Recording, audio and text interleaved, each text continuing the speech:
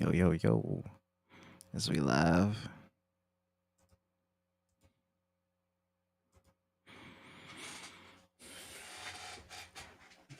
Bet.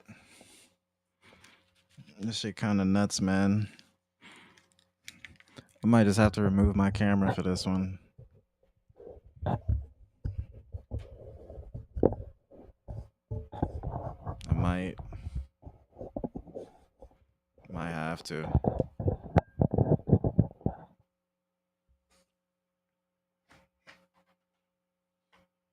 Shout out to Owl LLC, streaming live on Twitch. I'm gonna get him mute now. We here. Hopefully everybody here. Try and get people in. We gotta see this shit. We gotta see this motherfucker. We gotta react to these live leaks here, bruh. Get in stream.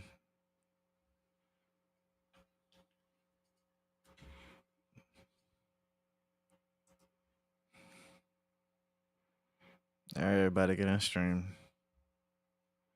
I guess we'll be on Twitch with it. Because we'll just make a video out of this.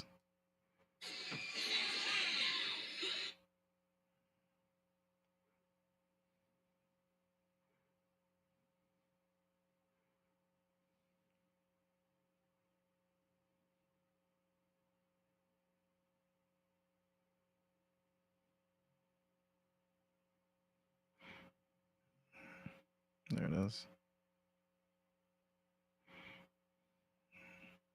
Copy link.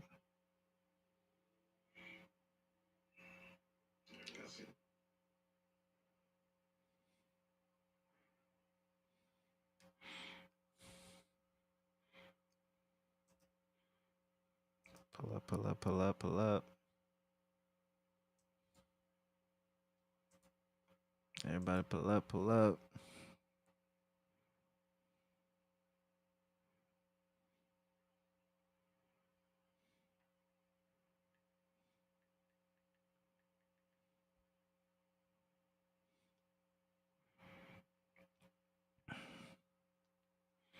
Y'all here, y'all here.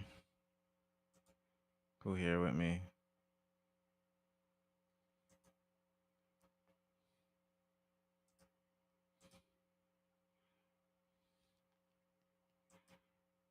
Alright, bet. Alright, bet.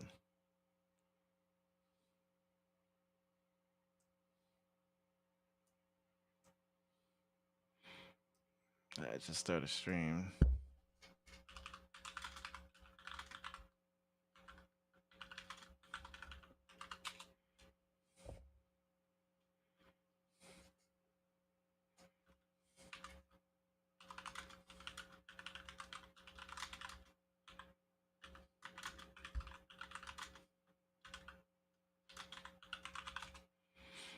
Alright, bet. I'm gonna mute his stream now. Alright, bet. Here we go. So, alright, now we got dev leaks here. We're just gonna jump into it. Just gonna jump into it because Kami know what's up. Everybody know what's up. So, wow. I want to full screen it, but I might just want to remove my camera so we can kind of get a full view of everything. So I'm gonna remove my camera for this, and I might remove chat for this. I might have to remove chat for this.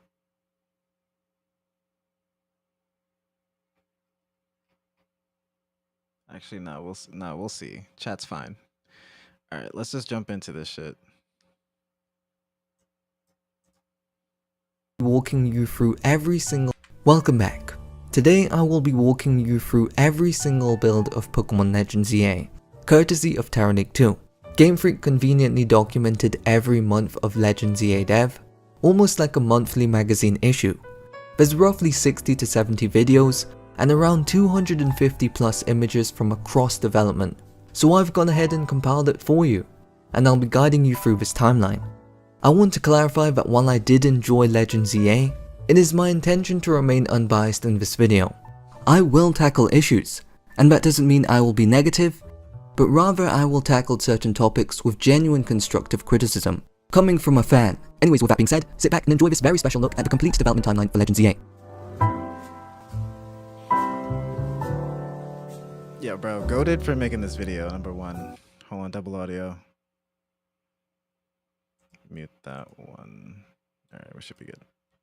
So development on Legends EA Down a little appears to have begun sometime in late 2021 to early 2022, right as Legends Arceus wrapped up. As we Yeah. know, Game Freak usually juggles 2 to 3 projects at once, and during this time, they were likely just figuring out the scope of Lumiose City, stuff like how big it should be, how dense, Yeah, and they- how to take this Yeah, bro, they had the motherfucking buildings carved out early, like location with the fucking embedded style and all that. They had that shit already like done and adapt it into a like, full game. crazy Fast forward a early. few months, and we Look at this shit. It was already like a part of the game since the very, very beginning. Insane. What do we say about that? Like, these are actual balconies. These are actual balconies right there. begin our first in-engine look dated May 13, 2022. Immediately you may notice that the buildings have actual 3D texture detail, which Yeah, was man. infamously not the case in the final game. Infamously. Those are not Gameplay-wise, balconies. At a glance, this almost looks like a stealth mission. It's actually just a viewing prompt for an NPC, and while there's nothing like this in the final game, it instantly reminded me of Tailing from the Judgment games. This is just my observation, but considering Legends EA was focused on building out a small but dense city, I wouldn't be surprised if Game Freak had extensively studied the Yakuza games in the lead up to ZA Dev. The image below shows us how viewing Pokemon looked, along with the earliest look at Prism Tower, and a flock of Talonflame flying around. Notably, the UI has a very futuristic style to it. We have another one of these mysterious tailing screenshots, with seemingly an object, which is interesting, and a shot of 2D Bunnelby. According to the notes, the team was already experimenting with new Pokeball mechanics, specifically a tossing throw and a long range throw. Finally, we get our last batch of shots for the day, highlighting the Talonflame flock again. One of the developers mentioned that throwing a ball would actually spawn a Talonflame, and commented about how oddly fun the mechanics were. On May 17, the developer noted that Fennekin's 3D model had finally been implemented into the game. The next day featured an image of what appears to be an overpass in Lumiose City, and unlike previous screenshots, this one shows missing building textures. Judging from a sequence of images, this also seems to be the first day they experimented with rooftop traversal, which becomes increasingly important in later builds.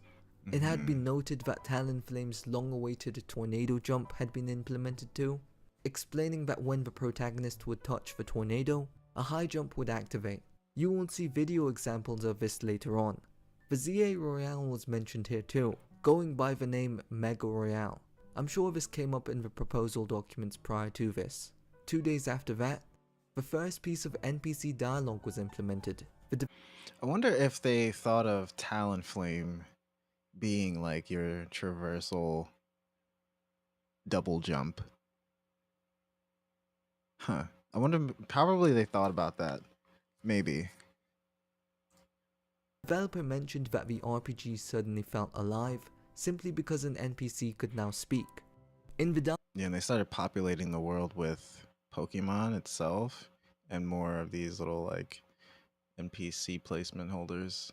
dialogue, the clearly Serena placeholder model, labeled as Aunt, simply delivered basic controller We instructions to still the player. got good. We still got good Talonflame's windows. tornado hitbox was made bigger too, which according to the dev's notes, suggests Talonflame was happy with this change. The following day, Abra joined the build. I never actually knew until making this video that Abra's Japanese name is literally just Casey. Like, it's not using a Japanese word, it's literally just Casey. Bunnelby was also added to the park area, and the notes encourage comparing it to the May 13 screenshot. So here you go. Developer also screamed of joy because of how fast the implementation These motherfuckers are happy to do this shit. pace was, Sobs. and the documentation becoming a daily routine. A few days later, Vivian was introduced, specifically the icy snow pattern. The Legend ZA method of obtaining Vivian forms hadn't been finalized yet. I'm not exactly sure how you get them in the final game. Fletchling also received its full 3D body, and the dev remarks how happily they chirped, again treating the Pokemon as if they were living creatures in the workspace. The so-called viewing mode received refinements too, though outside of visual polish, nothing major seems to have changed here, and the next day was all about Gogoat. Gogoat has become so magnificent. No, three-dimensional. In XY, you could ride a Gogoat in Lumiose City, so it's only natural that humans would want to ride We one in didn't ZA as get well. we didn't Unfortunately, get it's turned out to be one of the this. biggest 48s we've ever seen in Pokemon development This was one of the biggest flops. The lack of like Go-Goat traversal right now is like, oh my god. If we at least had the ability to ride on a motherfucking Go-Goat, I think that would have pushed this game up a little bit more in the fun category. I absolutely think that riding a Go-Go would have been really, really fun to do like on the ground here in the city. Like especially if that tied into the lore or the story or whatever the fuck they were going with how, they don't want to use taxis and shit. They could have just been like, we want everybody to use Go-Goats instead. Or not use them, but ride Go-Goats instead. Or something like that. I don't know why the fuck they didn't put more effort into that, into tying the whole taxi thing, because the whole taxi thing didn't even get any shine in the story at all. Like the lack of taxis and all that shit. Like I get it, but they didn't address that shit at all. Because as you may already know, you couldn't ride any Pokemon. It's Yeah. honestly tragic. That shit is because tragic. even internally they were aware that players would be anticipating its return. Yeah, Clearly they knew. the animations hadn't been rigged yet. Yeah, they knew. Only natural that humans would want to ride one in Ikaku. Ikakusa. But we'll see more of this later. There's also another instance of Game Freak commenting in character, So fucked. joking that people were too busy admiring Skiddo's cuteness to notice changes in lighting. Mind the slight mistranslation, but it appears they started adding Pokemon to rooftops here, and then it seemed like a new concept. The developer noted that just seeing Alakazam on a rooftop somehow felt like a side quest. You were also able to send out Casey from your party. Developer was looking forward to the abilities Casey would be able to use. The following day, the dev commented on the city's sunlight. The grass was described as having grown lush, again staying in character. I wonder if this style of documentation has been done for the other 3D Pokemon games. More hint NPCs had also been added to the game, as well as the first enterable interior. According to the developer, talks had gone on about how it'd be great if there were lots of interiors to discover in the game. Unfortunately, Alright, here's where I stopped watching the video, bro. Right there. I seen this video the other night, and I stopped watching right here because I'm like, I want to watch the rest of this shit live. And right here where he's just like, let's go back. as well as the first enterable interior. According to the developer, talks had gone on about how it'd be great if there were lots of interiors We to talked discover about in the how game. it would be great. Unfortunately, How it would be great. Emphasis on the would be great. If there were lots of places in the city that would give you that discovery feeling. Would be. Alright? They didn't say how it will be great. That there will be lots of places. Two different forms of text there. And speech right there. Because, yeah, it wasn't planned. But I'll give them that. It wasn't exactly planned. It was talked about, but it wasn't planned to go in and all these buildings and shit. gone on about how it'd be great. But the if world there were is lots pretty of interiors to like discover in the empty. game. I will say that when it comes to the interiors buildings. were basically non-existent outside the main story. Yeah, none So of it's them sad really. to see that this was the original plan. With the game set entirely within a city, it just feels like a huge missed opportunity to get as ambitious as possible. At the end of the day, I get why they scaled back. You're gonna spend most of the time catching Pokemon outside anyway, so I get it, but it's still a shame they had to hold back. Here's a Yeah. solid look at the buildings at the time. It's around now that we are introduced to one of the game's gimmicks. By throwing your Pokemon towards a distant spot, you could manually aim and press A to activate its special ability, after which you'd instantly teleport to your Pokemon's side. This is clearly the prototype that eventually became the Rotom Glide. The notes imply that this teleportation could have been used almost anywhere. including in online multiplayer. Then on May 26, Really? Strafe movement was added. A new ball impact display was implemented too, noted that in this game, the point of impact would be much more important than in Legends Arceus. Ironically, I found that the ball throwing in the final game is actually snappier and simpler than in Arceus, meaning this idea was scaled back. Magikarp was added too. Oh, and a shiny Magikarp. Yup, that was the first shiny to be added to the game. History. Gyarados followed, accompanied by a strange drawbridge model pointing directly into the water for unknown reasons. Furfrou also joined the build, and with it came a Pokédex scanning feature, where Pokémon would react in viewing mode. Pressing A would scan the task data, clearly referencing the scanning gimmick from the anime. It honestly feels like a feature that Game Freak has been wanting to They implement totally since cut Gen that 4. shit. So it's interesting that even here, Wow. when the chance was right in front of Wow. They were gonna have a scan of Pokemon with the fucking Pokédex. That would have been fucking lit. Honestly, that would have been kind of lit too. That low key would have been lit. That low key, especially if it wasn't even your mon. Like if you're just walking in the city and this motherfucking NPC has this Furfrou and you ain't even see a Furfrou in the wild yet, you could just put your Pokédex up and scan that motherfucker and just have its entry in there. And then count that as at least like a dex entry instead of like a catch entry. them, it That still would've been didn't make the fucking final lit. cut. Another note That mentions would've been that the kinda dev lit. purchased a tornado effect. I bought a tornado effect from the asset store.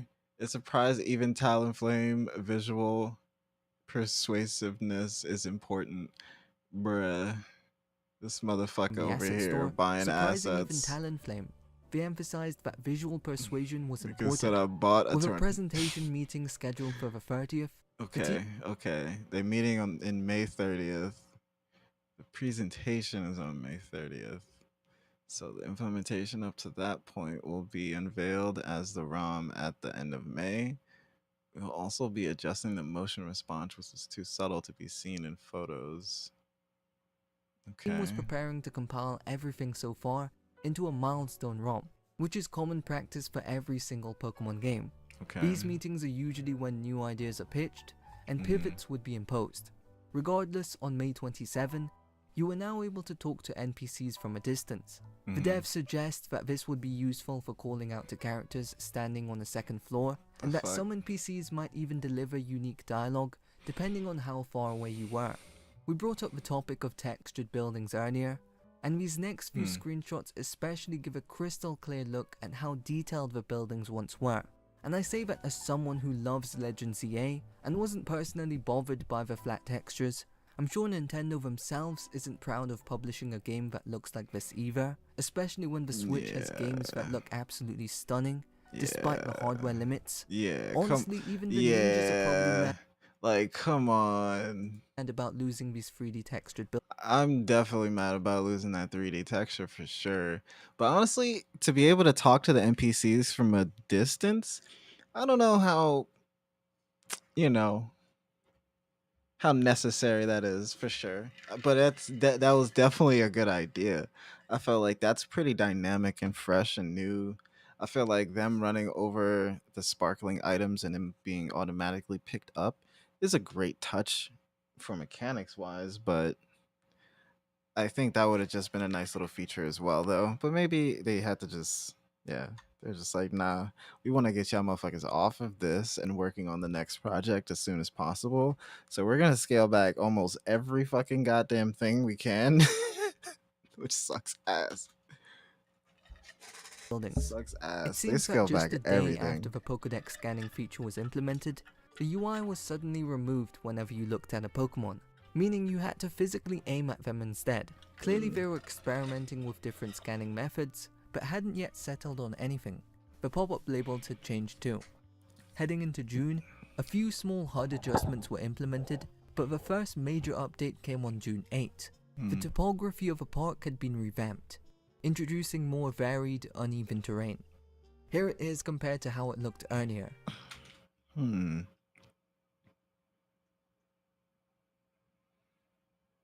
Okay, they put some bigger terrain up there, but Can't really climb that.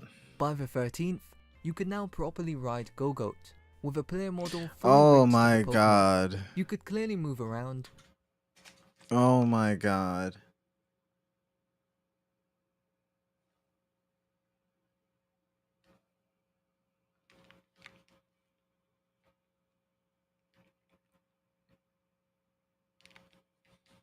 Oh my god. And even jump. It was noted that this would function as a special ability, similar to the Tornado Jump. Gogoat could even stand on the edge of cliffs, possibly hinting that ride Pokemon were supposed to help you scale these uneven terrain. I really like this image here. Later on, this uneven terrain would be referred to as a mysterious mountain. You could also now talk to NPCs while riding a Pokemon, and the Y button was now mapped to dashing. On a practical level, this seemed like a complete feature, so it's surprising to see that it was removed. Though clearly the feature was still a little broken. This NPC appears to be the one who gave you Gogoat in this build. Here's a nice shot of Vivian that made the dev reminiscent of their childhood. There's also an interesting back-end detail here. Since the Switch doesn't use the same regional locking system as the 3DS, regional patterns couldn't be determined the same way as they did in X and Y. This news allegedly came as a shock even to Vivian. Shortly after, a bugged out version of Pyroar was added. A bugged then out we get a small version. narrative sequence. The dev Damn. notes that the player had gotten Buildings are familiar still with the 3D people on as the fuck. street, and suddenly, an identical trainer popped out. Before you knew it, the trainer ran away. This was their way of showing that online play was now being tested. At this point, you'd only be able to jump on each other's tornadoes. Color indicators were being considered too.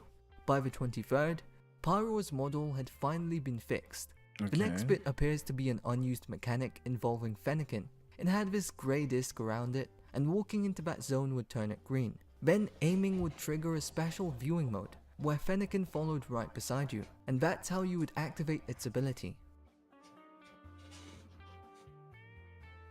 Mm-hmm.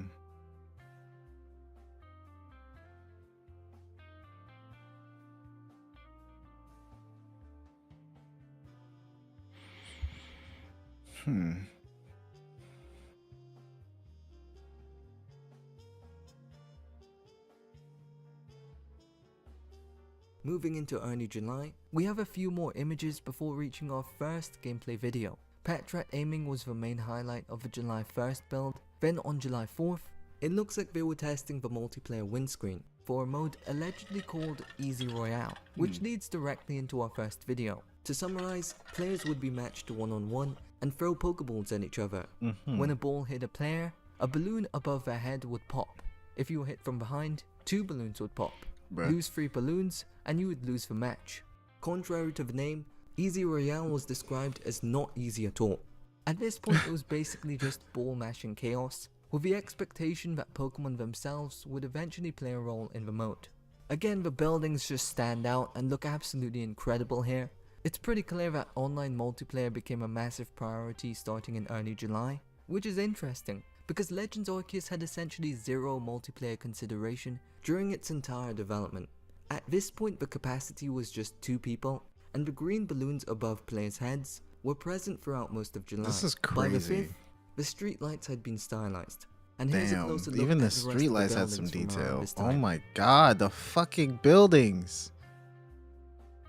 Holy shit, dude. This image is pretty insane too. Gogoat looking over this massive barren landscape that somewhat resembles ruins. Clearly this part of a city hadn't been designed or textured yet, and none of the final game's wild areas look anything like this. Yeah, what the fuck? But I think it's worth highlighting just how different Lumio City was early on. Like, we're seeing huge Yeah. layout differences compared to the final game. Yet gameplay wise, the layout in the final product still came together pretty well. I mean, I don't remember Legends Arceus or Scarlet and Violet ever reshaping their world this drastically mid-development. So visuals aside, That's crazy, you have to give man. Game Freak credit for actually experimenting during the development of a Switch game. They used to change so much on the fly back in the day, especially if something wasn't working, so it's kind of nice to at least see some of that mindset return in the modern day. Oh, and Pangoro was added around this time. You still got the fucking balloons on your head. Our second video comes from What the July fuck? 14. It's actually more monumental than you may think. because this is our clearest look at what a wild zone looked like at this stage. The area Okay, seems to resemble July. a mini park on a raised platform. At least to me, it kind of feels like the hologram gates were a substitute for these platforms. The climb up is fairly steep, and besides the mountain at the top, it obviously lacks a lot of the design from the final wild zones. I It's like the also hills. clear that we are pretty much rooftop level here, further supporting that initial platform philosophy. I honestly can't decide whether this or the hollow gates were the better direction.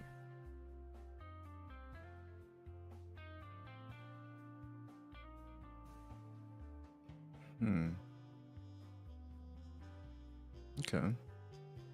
Yeah, it's very flat. It's definitely not hilly. They put a staircase instead of keeping a hill. Several images from this date also show 6 Pokemon behind the trainer, a returning feature from Legends Arceus that was surprisingly removed in ZA. In the final game, the only way to really see your entire team is by using the benches, and even that isn't really a great option. Yeah. July 15 is a bit strange. Starts off in viewing mode with a crystal clear view of Gogoat's backside.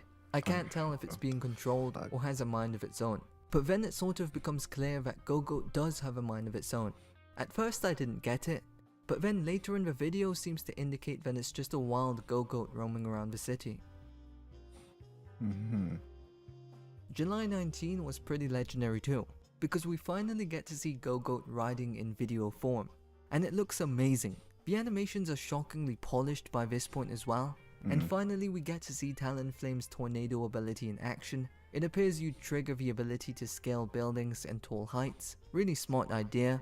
In the final game, the only way to scale buildings was to climb ladders. It suggests they originally planned for much more vertical exploration across buildings, especially of varying sizes. On the right side of the footage, we also get a better look at the uneven terrain from earlier, showing how tall these formations could get, though the graphics kind of remind me of Scarlet and Violet. It's the same location, final game.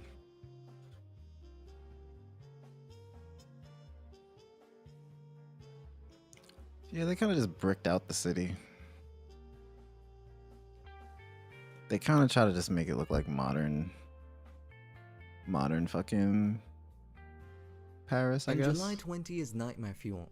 Gyarados spots the player and relentlessly chases them while Pokeballs bounce off its body. Pokemon has never had a mechanic where the ball literally bounces off a Pokemon in real time, though I'm very glad they didn't implement it for real, because it probably would have been very annoying.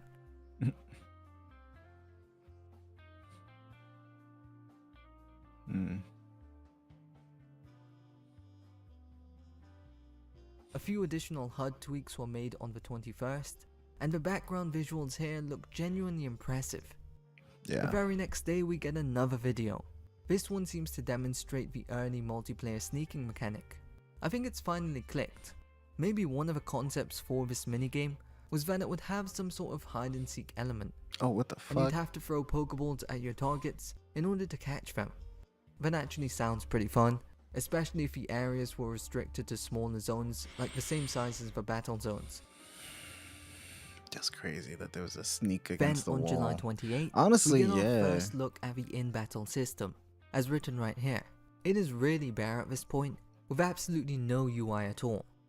July 29 introduces what seems to be yet another wild area, but this one is positioned below ground level instead of above it.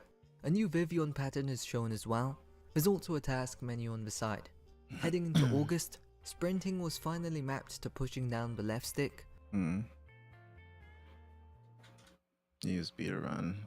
I think pressing the stick is a bit too much for some enthusiasts. It's comfortable and easy to operate the camera because it doesn't require your right thumb to use it. I think this level of control is acceptable for Legend series and someone whose frontal lobe is made up of the CPU of a Super Nintendo. Y dash and B jump seem like a natural fit, but maybe it's not the time to allocate the precious Y button to an action like dashing. The precious Y button. Okay. Crouching was added around this time too. I don't quite remember any alleys like this in the final game. The I assume this precious is what Y the alleyway button. looked like. Just a small open space. Also, it seems you could crouch while sneaking. I wonder if sneaking just evolved into crouch sneaking altogether. Texture quality appears to have improved as well. It might just be a better quality screenshot, but the buildings definitely look a lot better here. I assume this is in front of a station. The dev noted some philosophy, but a great thing about crouching was how it automatically created a sense of connection with a Pokemon. And here's a really good look at a mountain-like area. It seems to be located in a different place than where we previously saw. Wide Pikachu is now implemented into the game too. This is not edited, it's just how the screenshot came. Here we can see Wide Pikachu using Electroweb. On the 5th, we see a strange running animation, possibly a test for strafe movement, though there's no UI indicating aiming mode. What's really interesting though, as you'll see in a second, all your Pokemon follow you around. The player has about 4 Pokemon around them, and it appears they all follow you at once. Very interesting.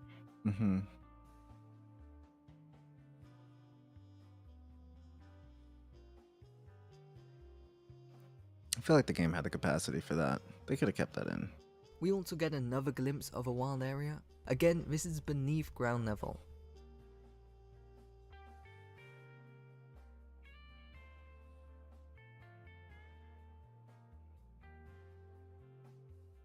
On August 8, the developer added English names of the developers above the players' heads, noting that seeing these in English instantly gave the game an MMO-like feel. I would imagine if Pokemon ever made an official MMO, we would possibly see nameplates above heads like this.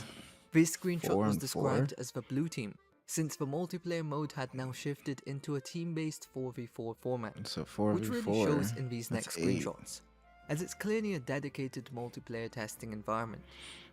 With crouching now implemented, players could hide in grass as well. Crazy. Since Scarlet and Violet had a similar feature, it seems that this would become the standard for future games. I like the direct mention of a concrete jungle here, since the vision was a mix between a concrete and a jungle. The multiplayer UI seems to have stayed, and the emphasis on hiding mechanics further backs my hide and seek theory. Lumiose Tower was finally updated too, which is a pretty big milestone. There's also a fantastic image showing a huge number of developers connected in a single multiplayer session, giving off a full MMO vibe. It's probably the closest we've ever come to seeing what an official Pokemon MMO would look like. It's noted that summer vacation would begin the following day, marking a week break for Game Freak. A week. Development resumed on August 17 with a short video of a developer testing Talonflame's Tornado Jump and completely missing the platform. From here we get a series of videos throughout the rest of August, though it's not entirely clear what was being tested in some of them. One clip shows a trainer jumping off a roof, but instead of being saved by Rotom, the player simply lands with no fall damage. I'm guessing this is around the time water floating mechanics were being implemented. This was also the day Binacle was added to the game. Nah, I seen Binacle in the other screenshots. I'm not sure if this next scene is related to multiplayer. Let me read that. Yeah, I seen Binacle in other earlier screenshots months ago. The hidden vignette, black haze around the image, looks a little more realistic. Also, just the camera parameters and did some other adjustments. Okay, so we're just fucking with camera angles and stuff. Maybe some targeting. I'm not sure if this next scene is related to multiplayer or the battle zones, but it appears that throwing your Pokeball at another player would initiate a battle. But there still wasn't any sign of a battle system in the game yet. Yeah. But by the end of August, it seems that it finally begun. It also appears the documenter celebrated the end of August, since another developer was sensitive to heat. Moving into September, we're formally introduced to the Mega Royale concept as it existed at the time. Teams were split into 2 groups, playing up to 4v4. It's a bit difficult to piece together how this mode would have worked, but it definitely involved battles. These battles were described as not turn-based, but cooldown based, and no matter how many these battles were described recast based. Unleash your prepared moves and defeat your opponent. Battles are not turn based, but recast based. as not turn-based, but cooldown based, and no matter how many Pokemon you had, even if one fainted, your entire team would lose that round. Which sounds pretty harsh. Fainted Pokemon also wouldn't be able to participate in the rest of the battles. Losing 3 Pokemon battles would remove you from the game entirely, and the first team to knock out 2 opposing players would win. It feels like they were trying to integrate classic Pokemon into a team-based format, Hold on. It feels from the game entirely. If you lose 3 battles, you'll retire after 3 outs. So this was they had a 1v1 system too cooking up. Fainted will not be able to participate, nor will it be able to use its mega. Hmm.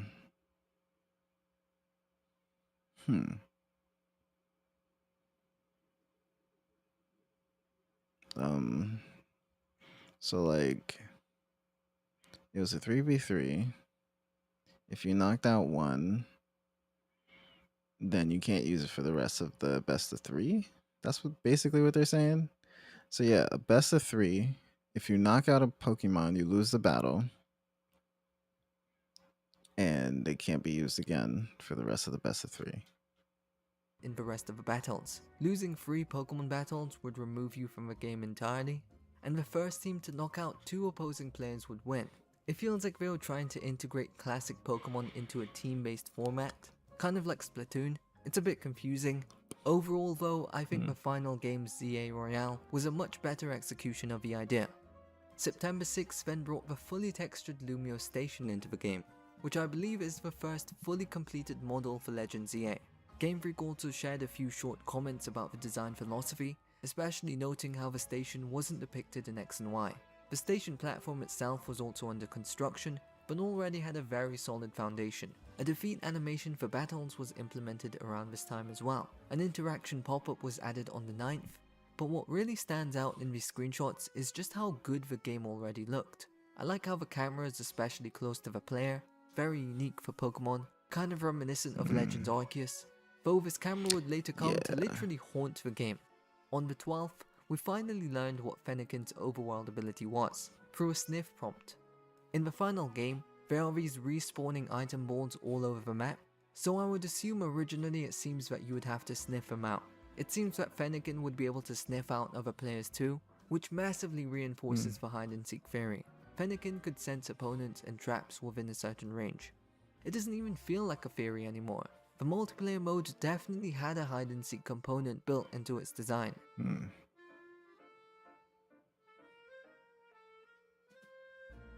On September 16, we got our first fully modeled interior, the Hotel Z lobby, and the lighting looks absolutely stunning.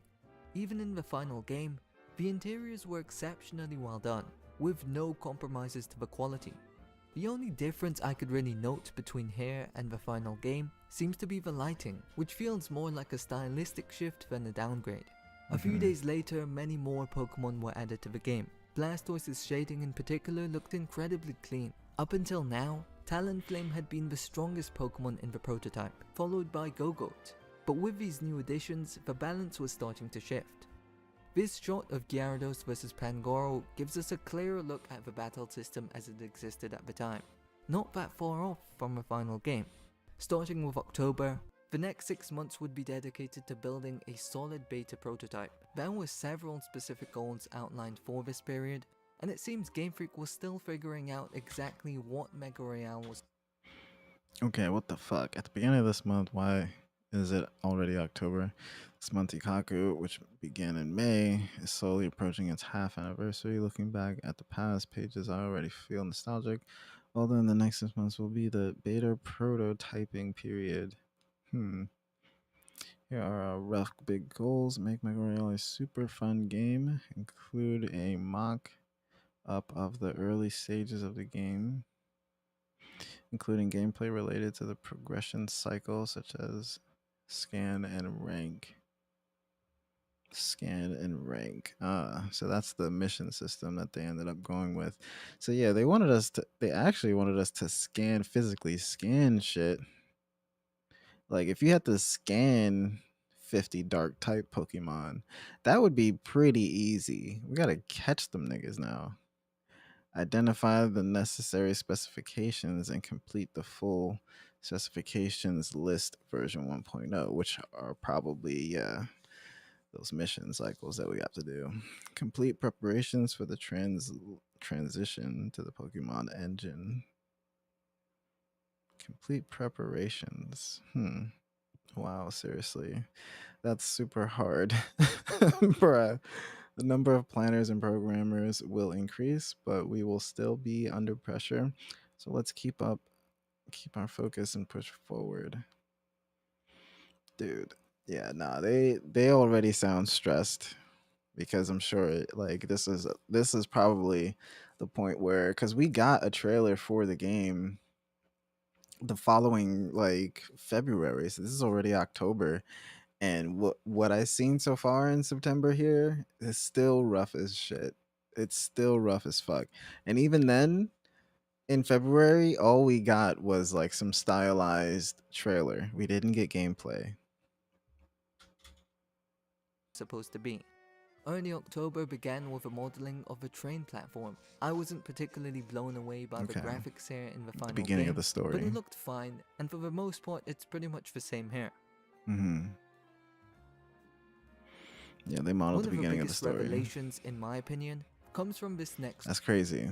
Right before the trailer, that October, they just started doing the beginning of the story. Scene set, basically. Just basically planning out the scenes for it. So they built the scene for that. Because we're not even really allowed back on that platform for the rest of the game. Once we leave that platform, we can't even go back there. So, like, they were just setting the stage for the intro to the game for real right there in October. And that following February, which is just a couple months, November, December, January, February, literally 4 months away, they tell us that this game they got cooking up. And they had just fucking modeled the beginning of it. Screenshot. Bruh. It clearly shows that Lumio City's exterior was originally meant to be modeled. In the final game, there's absolutely And to be fair, they have been cooking up for the majority of the previous year. Definitely. Like this, by that time, like October, yeah, like this does look pretty damn impressive when you look at this world right here. Like that fucking shit almost broken. That's just barely fucking standing over there. What the fuck? That's lit as shit. It's 3D as hell. no detail outside the city's boundaries, but there's so much more going on here. In fact, it Yeah. almost resembles a proper route, branching off from the station. They even noted that this was on the south side, implying that you'd be able to see Santalune City in the distance. Binacle was shown with a stealth rock prompt. I'm not entirely sure how this overworld ability would work. If any of you have any ideas, I'd love to hear them.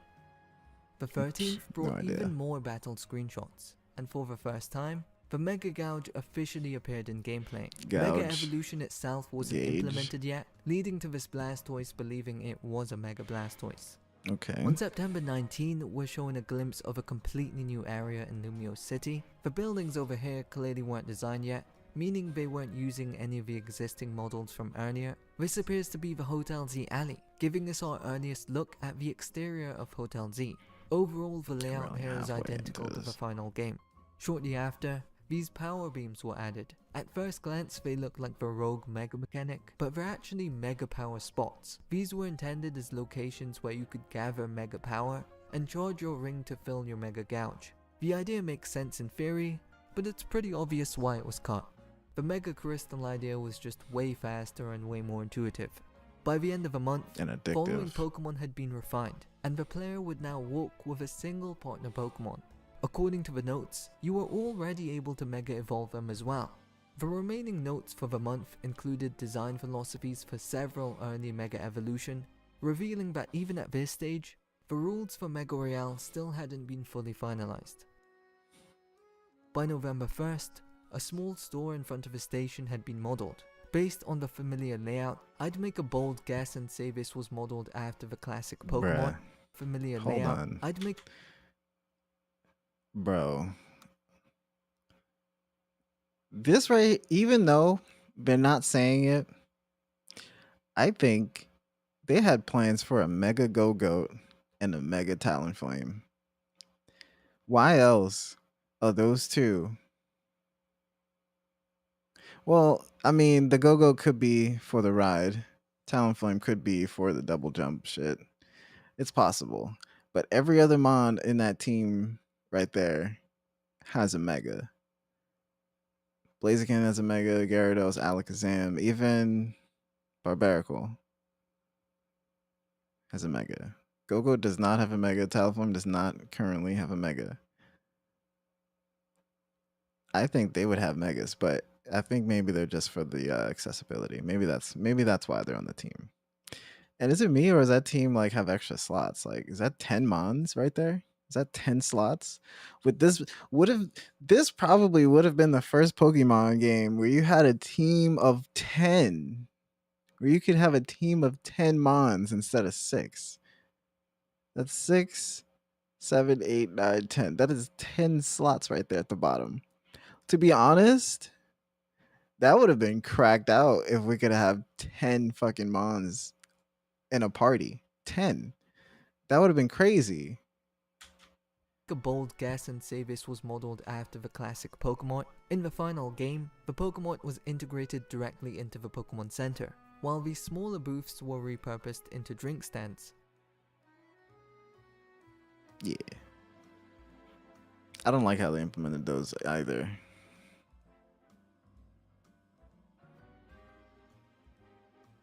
Yeah.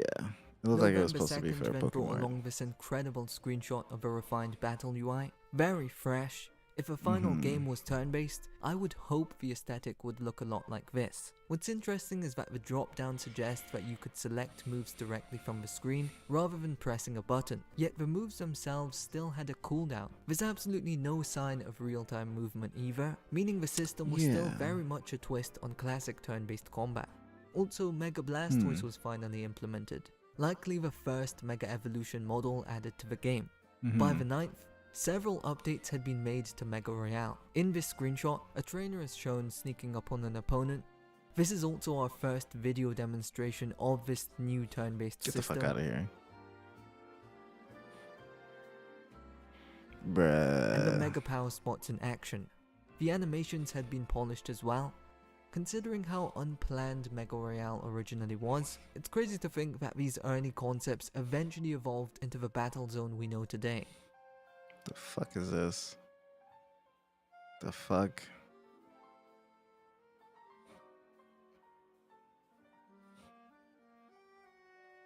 Bruh, that shit not even moving. That cooldown so slow. Nah, hell no. The fuck?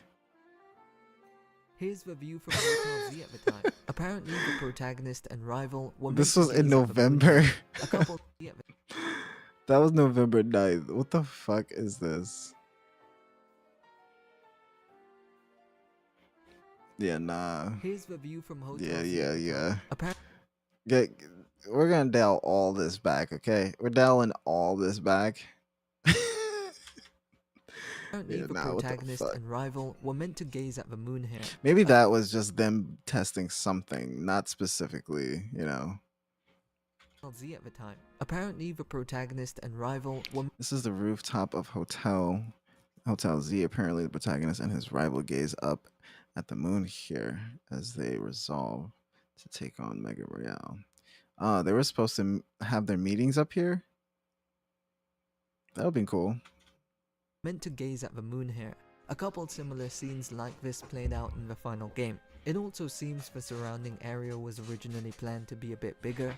Yeah, that would have been nice. The backdrop, yeah, backdrop was definitely different. Yeah, it would have been nice to have the meetings up there on the roof. That would have been real cool. On the rooftop before looking up and spotting a floating Blaziken.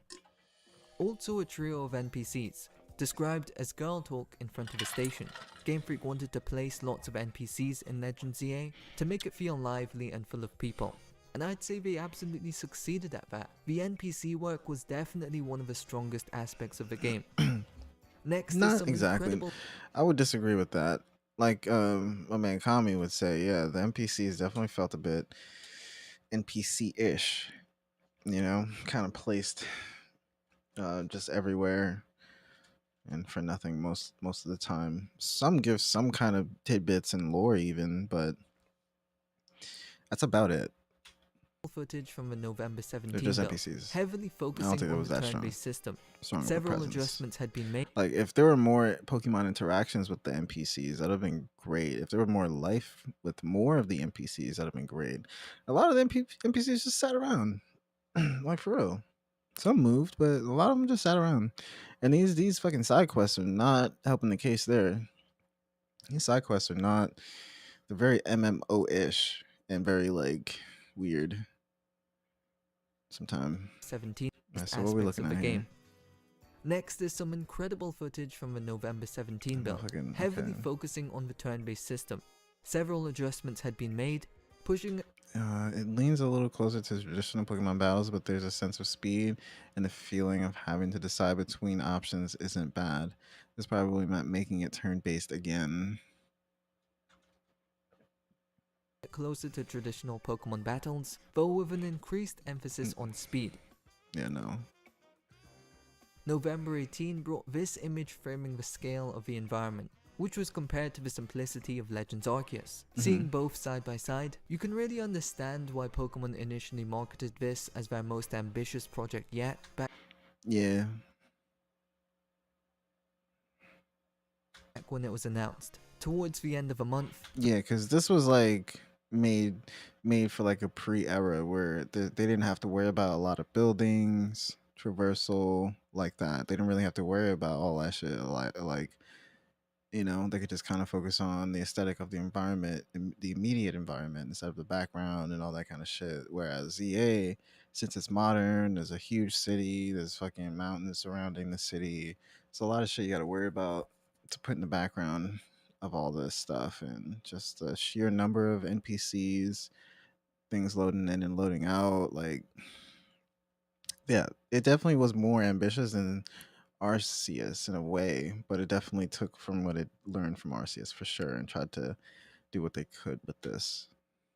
as their most ambitious project yet, back when it was announced. Towards the This end of is the not month, the that ambitious Quasartico though. building finally appeared in Lumio City. While the As logo all is cuts. different from the final version, the building itself is practically identical. Interestingly, the notes described Quasar as a foreign corporation, and that this was the Lumio City branch, built within the last 5 years. Really? Hydro Cannon was also added as an overworld ability. It could push That's crazy. opponents away and disrupt enemy What trainers. the fuck? Pretty You cool can aim the feature. Hydro I Bomb? imagine this would especially be fun in This is fucking multiplayer. nuts. Overall, it shows that the gameplay loop could have been drastically different if overworld abilities carried into battle. Though it seems the developer had some pretty insane ideas with it. Remember people, with great power comes great responsibility. I want to aim December for different opened places. with an upgraded texture. Yeah, they definitely wanted to do some kind of aiming mechanic, but nah, they just went for auto targeting, and yeah. To Hotel Z. Generally, this whole area appears to have introduced a slight 3D texture upgrade. The door now actually linked to the Hotel Z interior. I didn't think the graphics could look any better than in the final game, but here they somehow do. The lighting work is extremely impressive, almost giving off a ray tracing illusion. If you saw this screenshot on its own, it'd be hard to believe that it was from a Pokemon game. I'm sorry Pokemon, but this is genuinely gorgeous. Yeah. Mega Royale finally introduced multiplayer battles around this time as well, supporting up to 4v4, though the details would be figured out later. The interior of Quasartico had been modelled as well, though the character lighting was completely broken. It still wasn't decided whether more floors beyond the ground level would be built out. By December 6, Alakazam received a Mega Special ability, tailored for Mega Royale. It seems the earlier overworld-oriented abilities had now evolved into Mega exclusive abilities designed for use in battles.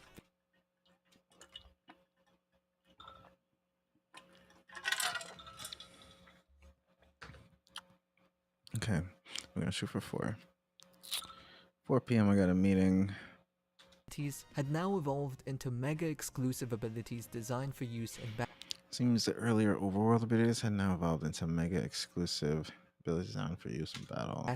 The next day introduced another Mega Special ability. I like that these abilities were useful for combat, but I do miss the more creative, exploration-based abilities they were originally experimenting with.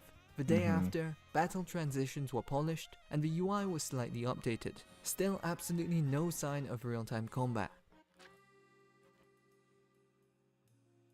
Yeah, there's no like moving around in the battle system yet. It's so strange. On the 12th, Blaziken's model was finally fixed, and it received a rock wall mega ability. Did you jump up there? Blaziken's model was finally fixed, and it received a rock wall mega ability. A rock wall.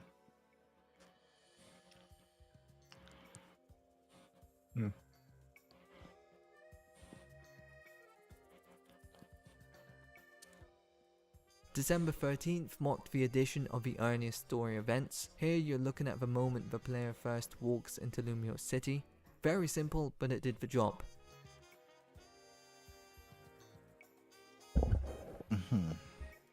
Sorry.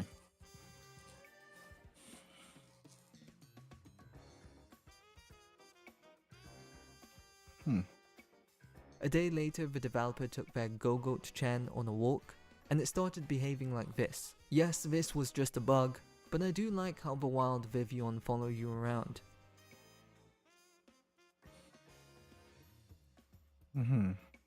Venusaur had been added to the game too, with a mega ability based on Energy Ball. This was an exploding pollen bomb that would probably hit multiple opponents at once.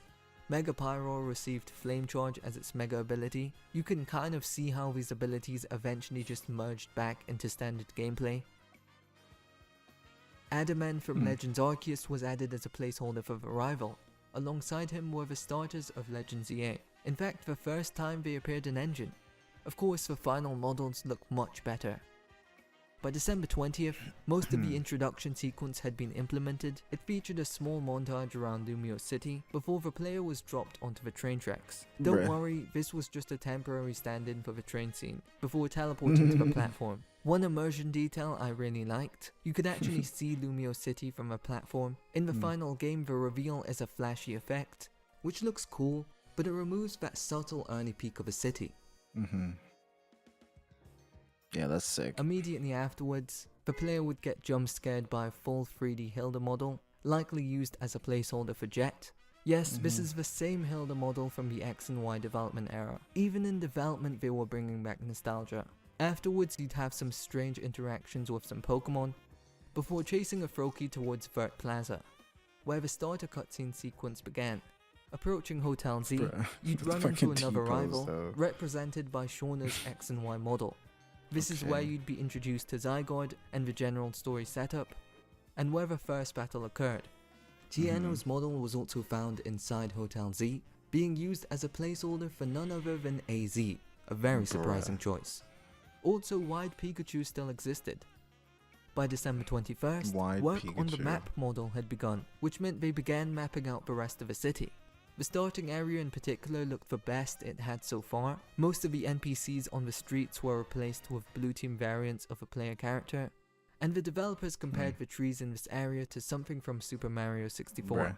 On the 27th, a proper menu UI was added. While it was clean, the final game's version is just far easier to read. It would undergo some tweaks later on. Bro, that motherfucker Pangoro. I think Pangoro should have got a fucking Mega 2, dude. Pangoro needed a Mega 2. You're in Baltimore now? Holy fuck. Hey, okay, bet. I guess you're gonna stop watching the stream and go ahead and find your destination. Make sure you get there safe. You can go ahead and leave me. Don't feel bad. You can watch the rest of the stream later. I can make a video about this stream, so don't even worry about it. Let's continue. You be safe out there. But at this point, it was just hard to read. And pull up if you want. I'm like, you know, I'm not that far. Seemed to suggest that the original plan included a sequence where the player would start in. We prepared a special temporary map for the area assumed for Demo A at the beginning. This is the protagonist's room. For now, I'm imagining it to be like a Japanese house that's about 50 years old. Their actual home, and commute into Lumiose City by train at the start of the game. And that was it for 2022 development for Legends EA. Moving into the new year, early January confirmed that Wide Pikachu was somehow still in the game. It's a bit hard to tell what's going on here, but it seems like the player is just bonding with Wild Bunnelby. January 6th then brought some major images. The second one in particular showcased an incredibly unique Lumiose City skyline. Buildings of all shapes and sizes packed tightly together, with even taller silhouettes layered behind them. From this angle it looked like the city grew in height the further out you went. Overall, early January was spent modeling out the rest of Lumio City. After a few more UI updates, we reach January 17. Get a good final look at these buildings, because our next update from January 26 would reveal that these building textures had suddenly gone 2D. It may or may not be a coincidence that this was the first month where we didn't get Bruh.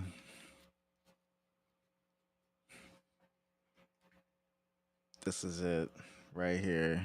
This is where they first scaled back. They said, yeah, we're cutting everything. Bro, the fucking buildings though. Why the buildings though, bro? That was the best part of all this shit. Look at that lamppost. That lamppost is so well fucking made. These buildings are so well made. The textures are so fucking well made. The detail in this shit could be so like there's not even any Pokemon insignia on the windows yet. If they just put a couple of little symbols, that would have been crazy on the fucking textures of these. God damn. So January 17th. So when they got that earnings call, look at this motherfucker got 9 Pokemon in the party. 9. Bruh.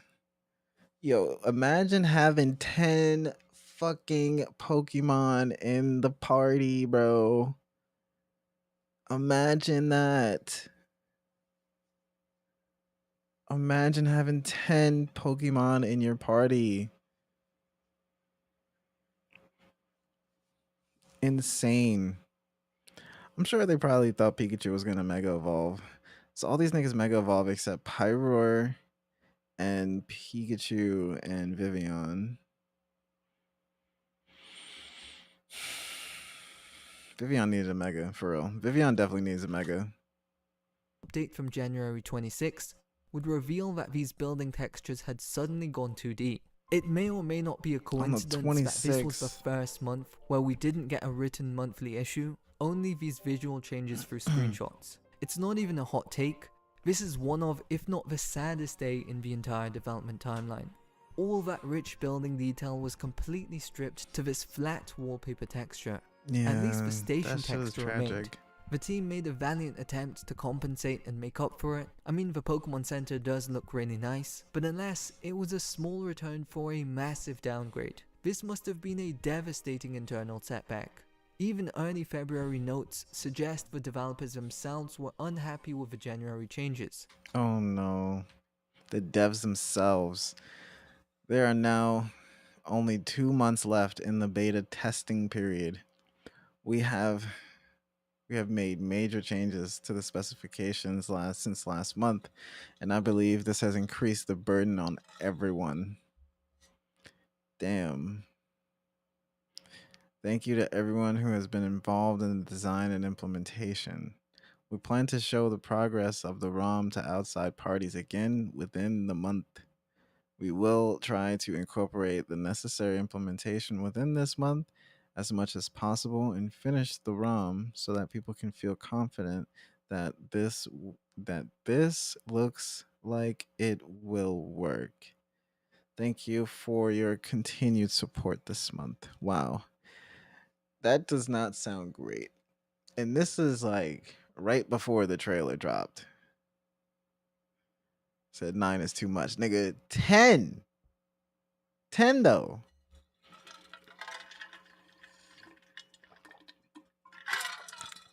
We have made major changes since last month, and I believe this has increased the burden on everyone. The burden on everyone. That did not sound very good or positive. Wow, man.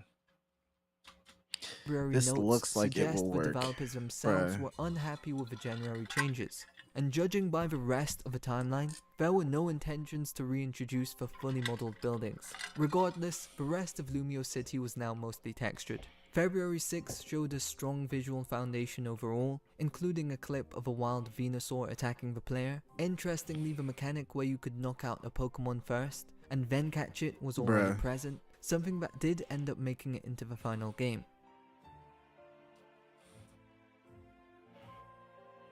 and while the buildings lost their detail, in turn the foliage of Lumio City looked impressive. It kind of seems like the realism intended for the buildings was transferred into the natural environment instead, when ideally it probably should have been the opposite.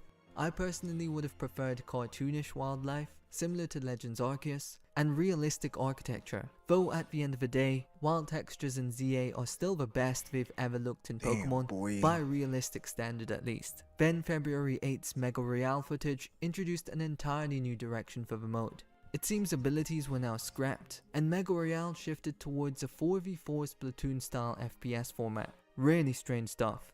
I can kind of see the appeal, but it probably would have worked better if you directly controlled the Pokemon rather than your trainer sprinting alongside it. It's not a terrible concept, but it's a huge step away from everything they were building towards. And I like that the final ZA Royale pulled it back and made it simpler again. As noted, the game was becoming much more action oriented, the HUD changed again, and the turn-based combat officially evolved into action combat with face button controls. It really feels like some major internal meetings happened in January that led to these massive changes, like the design overhaul of a city, the purpose of abilities, and the complete shift in genre. The developer even noted if they didn't keep a record like this, some parts would possibly look completely different by next week. Yeah, if I don't keep a record like this, every now and then some parts might look completely different by next week. Yeah. Which is insane. Yeah. February 13 added a stamina meter, using pretty much the exact same asset from Zelda as a placeholder. By the 14th, the game had essentially become a full-on FPS. It's really unfortunate watching the original ideas tear apart and the project spiral into this, but it definitely makes me appreciate the final product all the more. Bruh, like it's a cool idea, fuck? but this just does not look that great. Maybe with some No. polish and some aim assist, it could work, but it is incredibly rough here. I'm just so glad wow. Game Freak got away from this eventually. Imagine how awful the developers felt at the time, knowing their initial ambitious plans, and watching the whole project crumble you and got morph something into this going within here. weeks. It's genuinely sad. That being said, they did their best to deal with the situation, and tried to make the most of their environment. While the backdrop wasn't great, you could still feel the passion come through in the smaller details, like the market stalls. Definitely. I just By feel like February the 16, fucking the building Lucario's should have walking stayed. and running animations were That finally shit added needed to to the stay, game. bro. Keep in mind, they still had to animate hundreds of Pokemon, as well as figure out their newly revised gameplay quirks. Yeah. Hundreds. Yeah. On the 21st, they were able to add reflective walls to one of the first buildings you see. It was removed in the final game though. A new mechanic that lets you switch between FPS abilities using the Y button was also added, as demonstrated right here.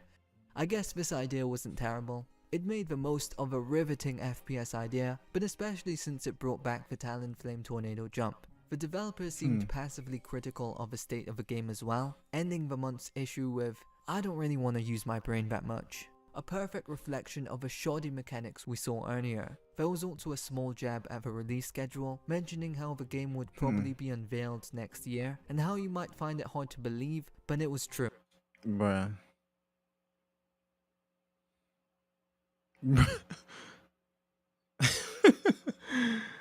Bro. This is on Pokemon Day, dude. This is like the day after, a couple days after Pokemon Day. Pokemon Day is like February 25th or 27th. Pokemon Day is either the 25th or 27th. Pokemon Day. The 27th. This is the day after Pokemon Day. So hold on. All right. So we got a week. A week before Pokemon Day.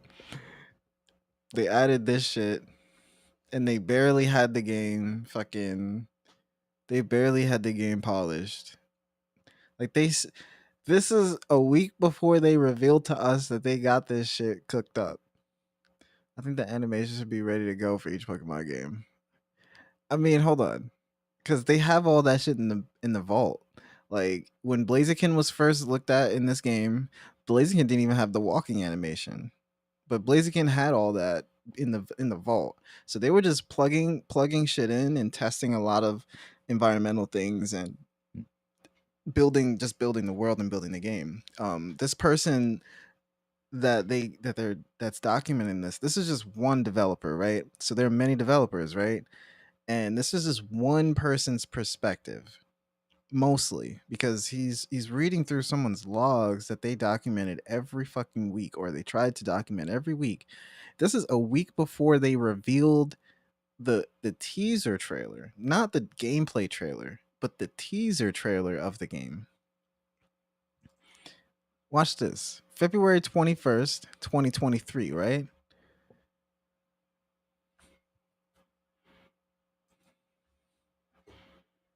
Hold on. Pokemon Legends ZA teaser trailer.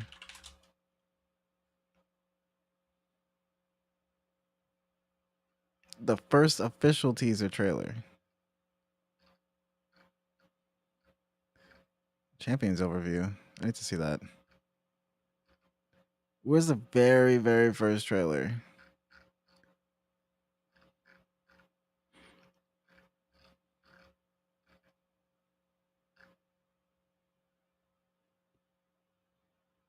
Let's just go to their channel. Because it was on Pokemon Day that they announced this shit, like a year ago. So we gotta go an entire 12 fucking months.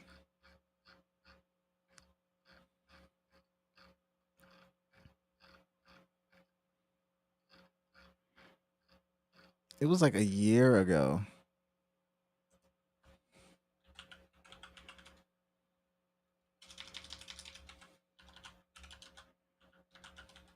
Announcement. Let's type in announcement. Announcement trailer.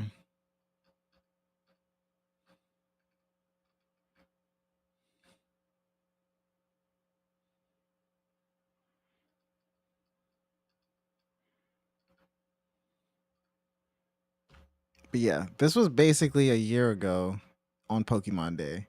I don't need to fucking cross reference it. I know.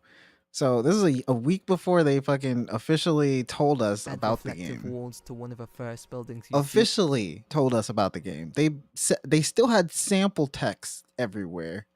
It's basically what I'm saying. They told us about this shit that year.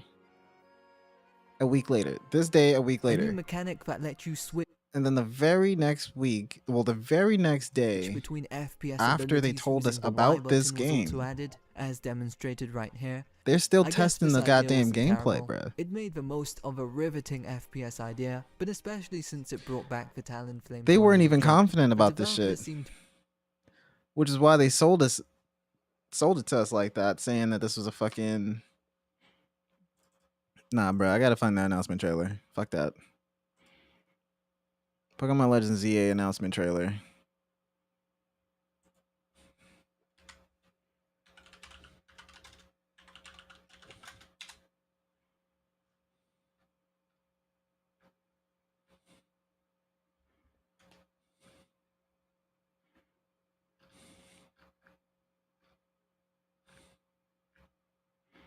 Yeah, was it that one for a year ago?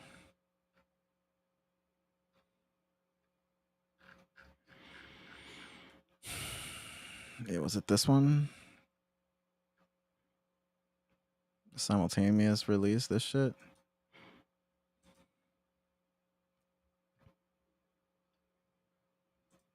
Yeah, February 27, 2024. Okay, so the very next year. Okay. So it wasn't the same year actually. It was the very, like, they had one more year to work on this shit.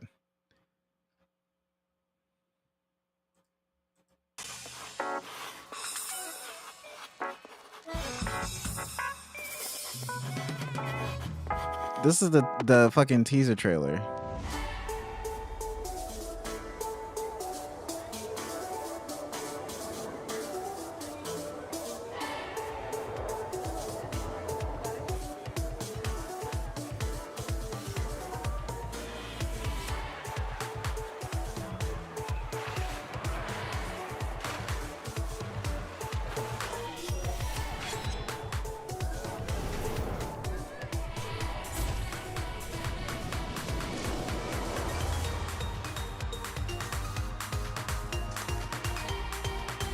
Bruh.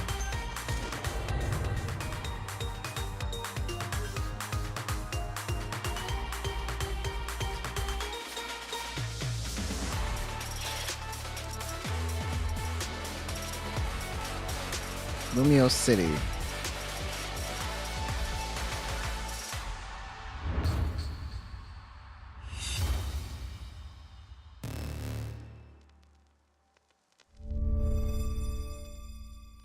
No, they told us that the whole game was going to be in just in the city.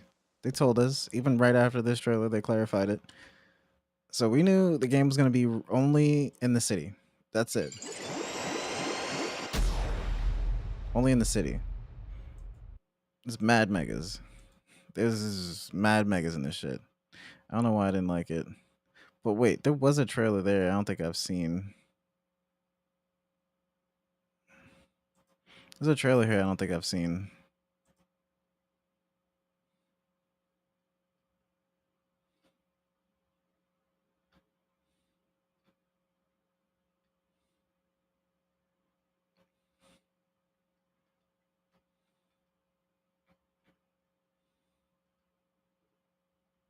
Hmm.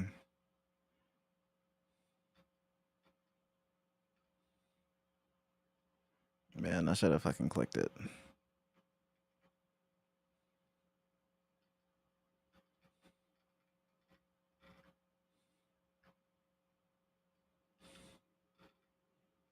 I mean, what don't I know? Oh yeah, the Champions overview? Pokemon Champions overview? Something like that? I want to see that Pokemon Champions overview.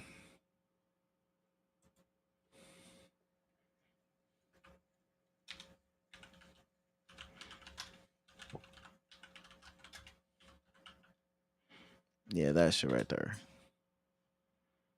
Yeah, I don't think I've seen this. We're gonna watch that after. Let's continue. Alright, this is like a year.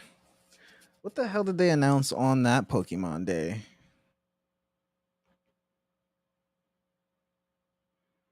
What the hell did they give to us on that fucking...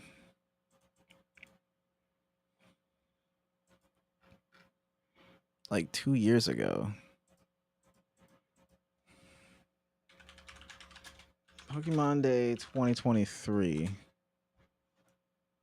2 years ago. What the fuck did they announce on this day? Pokemon Sleep. Yeah, that shit. Hello, everyone. I'm Ishihara. Masters from the Pokemon EX, Company. nothing. Cafe.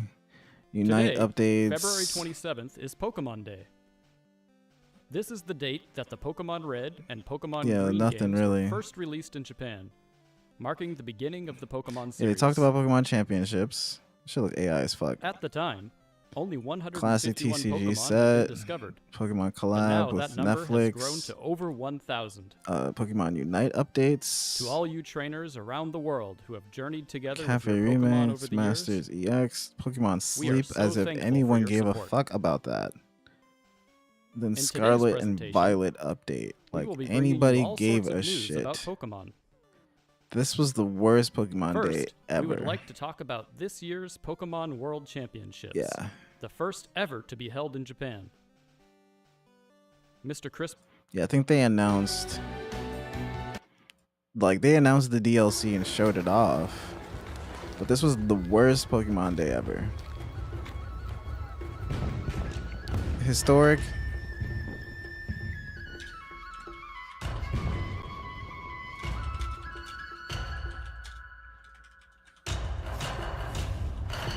Historic. This is the worst Pokemon Day ever, in my opinion. Like, sure, DLC, fine, but you could have said this any day. There's no need to make us wait an entire year just to know that there's some decent DLC. Yeah, no doubt. Come back and watch this later.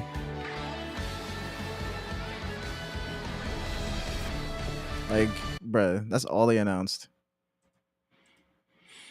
All right, back. Massively critical of the state of the game as well. Ending the month's issue. I was very with, concerned that having I don't 4 really wanna use my brain options. back of the state of the game as well. Make it quickly. I was a bit concerned that having 4 options would make it difficult to quickly select one, depending on the situation. But I think that for now, you can just quickly press the Y button to switch so you don't have to use your brain so much. Ending the month's issue with, I don't really want to use my brain that much.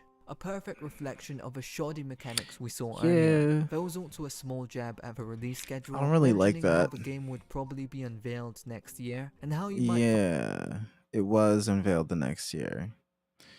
You're talking about this will probably be unveiled. You might find it hard to believe, but it's true. Yeah. find it hard to believe, but it was true. Leading into March, more small presentation tweaks were made. On March 3rd, the placement of Pokemon in the city was updated. This specific video focused on Pokemon spawns in back alleys, specifically Wild Patrat and Wild Pikachu would be showcased, which made me realize, aside from parks we saw earlier, there hadn't really been a mention of wild zones yet, and wild Pokemon had just been shown roaming freely throughout the city. In the final game, they're mainly restricted to designated wild zones, with very few wild Pokemon found outside of them. Mhm. The next video was about the evolved version of Capture Chance, a term describing the chance to catch a Pokemon after you knock it out. We saw an early prototype of this much earlier, but now Game Freak had finally acknowledged it as an official mechanic. Yeah. The early Pokeball switching UI It's okay, we was don't need pretty to read that. interesting too. However, the developer tried to catch Venusaur and it escaped. Thankfully, March 8 marked the first step back in the Mhm. right direction. At first glance, it looked identical to previous builds, but this was when Game Freak began slowly pulling away from the FPS style mechanics, disengaging the player and the Pokemon's movement, so they no longer stuck together. Strafe Mhm. movement was no longer forced either. We were so back. March 10 probably had the best breakdown of a wild Pokemon situation at this point. Pokemon would obviously live in Lumio City. In addition to the Pokemon that live with trainers, there would also be many wild Pokemon. Still no concrete mention of a wild zone. It kind of seems like they'd just be scattered all over the place, and you'd have these investigation pop-ups to discover Pokemon, assuming for a short period. I would assume rarer Pokemon would rotate on a temporary basis, while larger areas like the plazas or the parks would house a variety of common Pokemon. I like the idea, but the final game definitely ended up more convenient. By the 13th, the Dizzy effect had been added to Capture Chance Pokemon, which was a great addition. Also noticed the UI had been tweaked again. Then we got our first glimpse of Night in Legends EA. Night looked solid overall, nothing too crazy to note. The talk prompt had also been updated, along with a new message window. I love the green theme in particular, it just looks fantastic, and I honestly wish we kept it. March 16 emphasized how the camera work had Yeah. evolved from Legends Arceus. Aiming was now The snappier green and simpler, text lining up with our box. camera discussion earlier. Goddamn. It's nice to pinpoint the exact moment this change was made. And March 20 brought more hope, pushing the game even further away from the FPS direction. So what And happened there? March 20 point the exact moment and simpler. Like camera work had evolved from Legends Arceus. Aiming was now snappier and simpler, Yeah. lining up with our camera discussion from earlier. It's nice to pinpoint the exact moment this change was made. Yeah. And March 20 brought more hope, pushing the game even further away from the FPS direction and closer resembling the final game.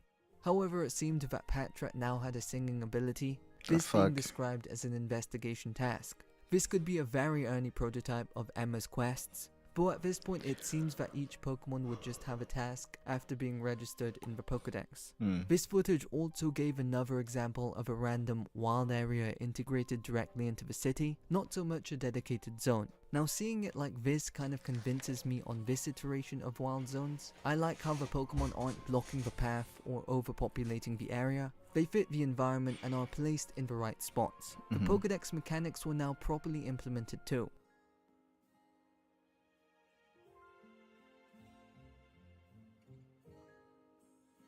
On the 24th, the developer writing the document mentioned returning to their parents' house and shared a small bit of personal The fuck? Actually, I'm back at my parents' house due to various circumstances, so this time it's just a casual chat. As long as I have a laptop, I can work even at my parents' house. If I can do it in Paris, I could do it in Okazaki City, Archie Prefecture. Uh-huh. I can work in my own room where I lived until I graduated from college. Crazy. When I started elementary school, the desk I got had a huge illustration of Super Mario World on it. My parents told me you might be embarrassed about this when you grow up, but I remember thinking that won't happen. I was completely right. Even now, it's a great illustration. Also, while I was working, I felt someone staring at me from the front. Huh? Where the hell were you working? floor, as well as showing their Oh, own these study guys? desk. Anyway, back to development. The game had This is actual fucking desk as a As well kid as growing up. That's sick as shit. That's the actual that's the actual dev's desk growing up as a kid. Oh my god, that's crazy. That OG fucking that OG shit right there, dude. Crazy, man. Kirby and shit, yeah. Beautiful. Beautiful. going back old study He really days. likes that water type, huh? Anyway, back to development. The game had finally zoomed out the camera, and it no longer looked like a shoddy FPS. They actually saved the game. You could now Mega Evolve Lucario outside of Battle 2. Within a month, the atmosphere went from losing all hope to slowly building back up and taking the right steps. The game just looked so much better than it had a few weeks earlier, and that makes me so happy to see. I really like this screenshot. It gives us an idea of how you would find rare Pokemon, with Pangoro being tucked away in a small space behind some ivy. I would have loved if the final game expanded on this, maybe building out creative environmental puzzles to access rare spawn locations. Finally, the month ended with the latest multiplayer footage. The auto-lock system introduced earlier massively improved the entire game, stripping away a huge portion of the awkward FPS gameplay. The combat was still spammy and unbalanced, and switching moves was inconvenient, but it was still a huge improvement and a step closer to figuring it out. Though I feel like this video shows the best case scenario for the FPS mechanic. It's not overbearing and a lot less chaotic, with a bit of strategic positioning going on too. Auto-lock definitely improved it by a lot. April kicked off with work on the story version of Mega Royale. Here we have an image of placeholder Team MZ. Mega Royale had now actually divided into two separate projects. One was Communication Mega Royale, a 4v4 team-based mode that had undergone development since the alpha prototype. For the longest, this was the Mega Royale concept. I'm gonna read the rest of that. In terms of development, Mega Royale is divided into two projects. One of them is Communication Mega Royale, a 4v4 multiplayer project that has been ongoing since the alpha prototype. For those who have been in the prototype stage for a long time, this may be the first thing that comes to mind when you hear the word Mega Royale. Okay. Development since the alpha prototype. For the longest, this was the Mega Royale concept. And Story Mega Royale was a new concept. An event-style battle where you fight different groups and battle a boss at the end.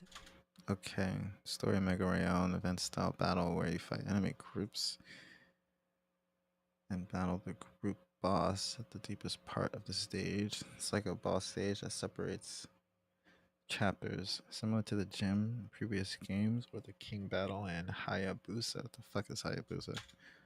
These bosses would separate chapters, uncultured. similar to gyms in previous games. Story Mega Royale ended up being the one that closely resembles the final ZA Royale product. Communication Mega Royale somewhat remained, though it was changed up quite a bit and evolved into more of a free-for-all. It's emphasized that progression would unlock special moves to let you explore more of a city. Meanwhile, lighting and general rendering had been steadily improving. Overall, it just looked a lot better than before, despite the massive downgrade. Even basic animations like deploying and retracting Pokemon had been refined for polish. Game Freak even mentioned that overall detail was getting better and better, and honestly the screenshots look great, as long as you don't look around too much. Yeah, the buildings still look like ass. The dev also pointed out how an NPC in X and Y would teach you all about Street Pass. For some reason this got the dev excited, but no further explanation was given. Early beta testing was well underway by the 14th, but as stated, during the starter selection segment, Okay, hold on. During the early stages of the beta test, you will receive your 3 started Pokemon. You may be excited and thought, should I get a Pokeboo? Or maybe a... the fuck? Unfortunately, you'll end up with a Chikorita. The fuck?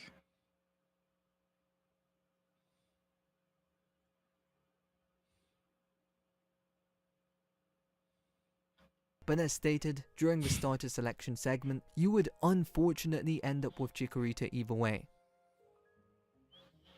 This is a pretty nice shot. We can see that Lumiose had a solid foundation by now. Maybe that's the Japs' On names. the 20th, developers added a huge ball to the overworld. The earliest version of a sprawling item boards in the final game. Okay. There were very big balls here though, apparently because they didn't stand out or have any effects yet. By this stage, most of Lumios's layout was locked in, said to hardly be updated anymore. Instead, they focused on adding details and placing Pokemon in different spots to test the atmosphere. The 26th brought in the train model, complete with a very detailed interior. Okay, yeah, for real.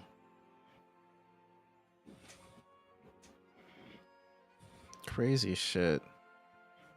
And as of the 27th, still no dedicated wild zones, though Bellsprout could be spotted hiding in a small patch of grass, continuing that earlier concept where wild Pokemon would just roam the city.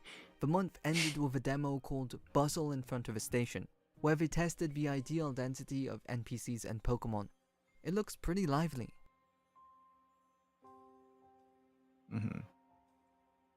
Guess they're testing the engine, testing the game console, maybe. Making sure it's not like crazy buggy or fucked. Running low FPS. Because console gaming, you have to make that shit run perfect. There's no exceptions. And yes, the Hilda model was still present in the game. Yeah, everywhere. Shit was everywhere.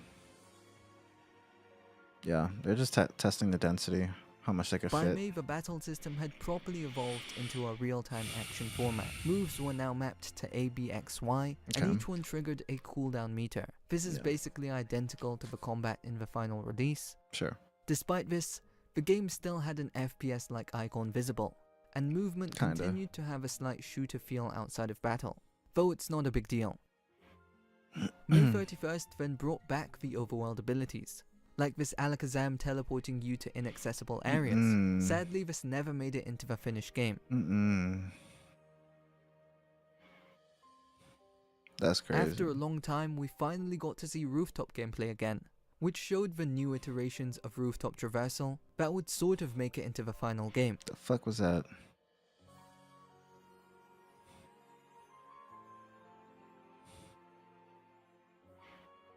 It's a fucking zip line, nigga.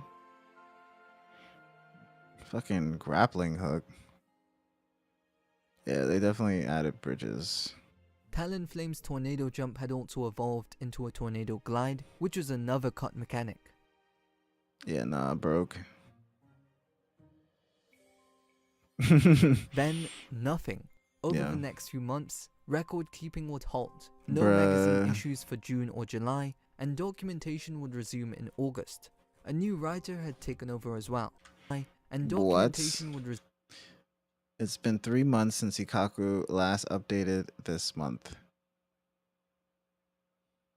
Wow. Resume in August. A new writer took over the magazine. By the way, the responsibility for the text has shifted from okay, therefore the quality of the reading material is likely to decline. The fuck?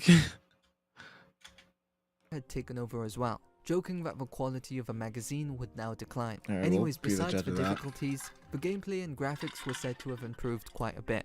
Erido was apparently fired in favor of Big Boots, which was clearly the ZA protagonist model.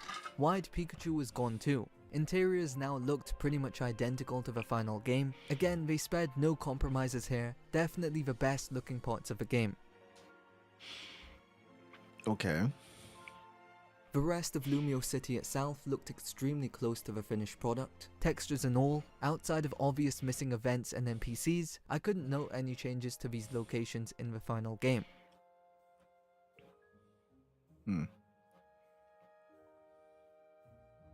Yeah, the buildings would have looked too good for this shit.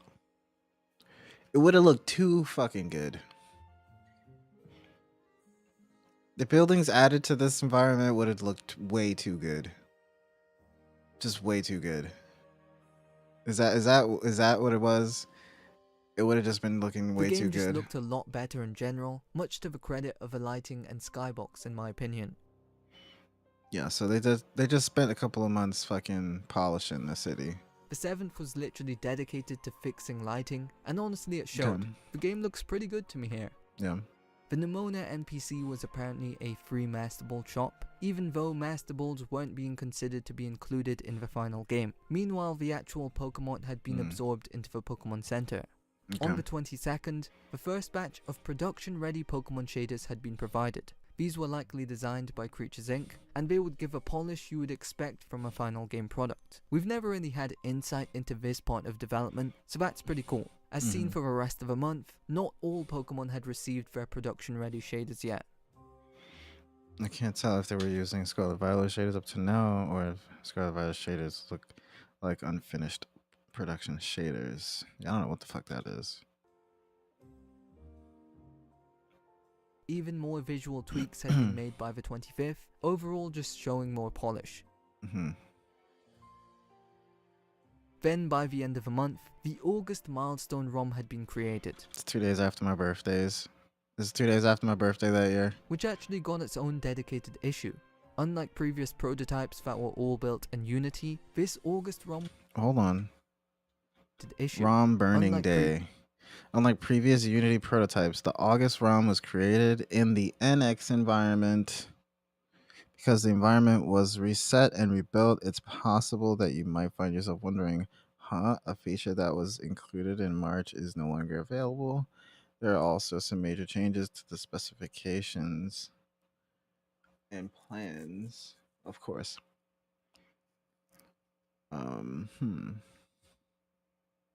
You might find yourself wondering, a feature that was included in March is no longer available? Bruh. Now this new fucking writer here acting like motherfuckers don't know what the fuck we've been talking about. See, now you gotta take note that this is a new writer. This isn't the same perspective that we've gotten all these fucking months ago. Literally for an entire year, we got the perspective of one person that was like such a happy person to work on this shit and to document this shit.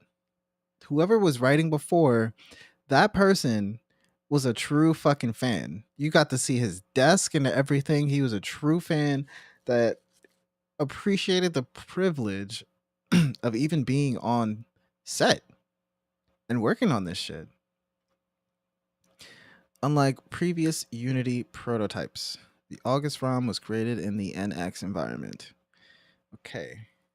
So I think the NX environment is the new engine that they have. I'm not sure if it is or not, but we'll see. This might be the engine that they're making the future games in, because the environment was reset and rebuilt. It's possible that you might find yourself wondering. Okay. Makes sense Previous though. prototypes that were all built in Unity, this August ROM was compiled in the Switch engine. Apparently this ROM lets you play through chapters 1 and 2 of a story, sort of. Engine. Apparently this Amazingly, this August ROM allows you to experience chapters 1 and 2 of the story. While event productions have also been implemented, sort of. ROM lets you play through chapters 1 and 2 of a story, sort of. Very bare bones early events had been placed into the game. At least it seems you could finally pick a starter. Every Pokemon encountered in these chapters was a Pikachu. You fight several trainers, but the Pokemon they will use will always be Pikachu, regardless of the previous or following events. Even chasing what was supposed to be a Beginning, you chase after who thinks he's Yancham, and a battle with Pikachu begins. It's a bit of a disjointed story, but please forgive me. Pancham led to a battle with Pikachu. You could send out Pokemon with the up button and lock on with ZL, using moves with A, B, and XY. As noted, this was a big change in direction from the March ROM. So, although it has a higher real-time nature than previous games, it doesn't have the image of being a hardcore action game. This is a big change in direction from the 3 ROM. It's higher real-time nature than previous games and doesn't have the image of being a hardcore. Lucario's Solar Beam was apparently the The hottest move right now is Lucario's Solar Beam. hottest move at the time. It seems the instant auto lock outside of battle. However, since aiming controls like those in Arceus have not yet been added, aiming at Pokemon and hitting them with the ball using the correct controls is, to be honest, really, really difficult.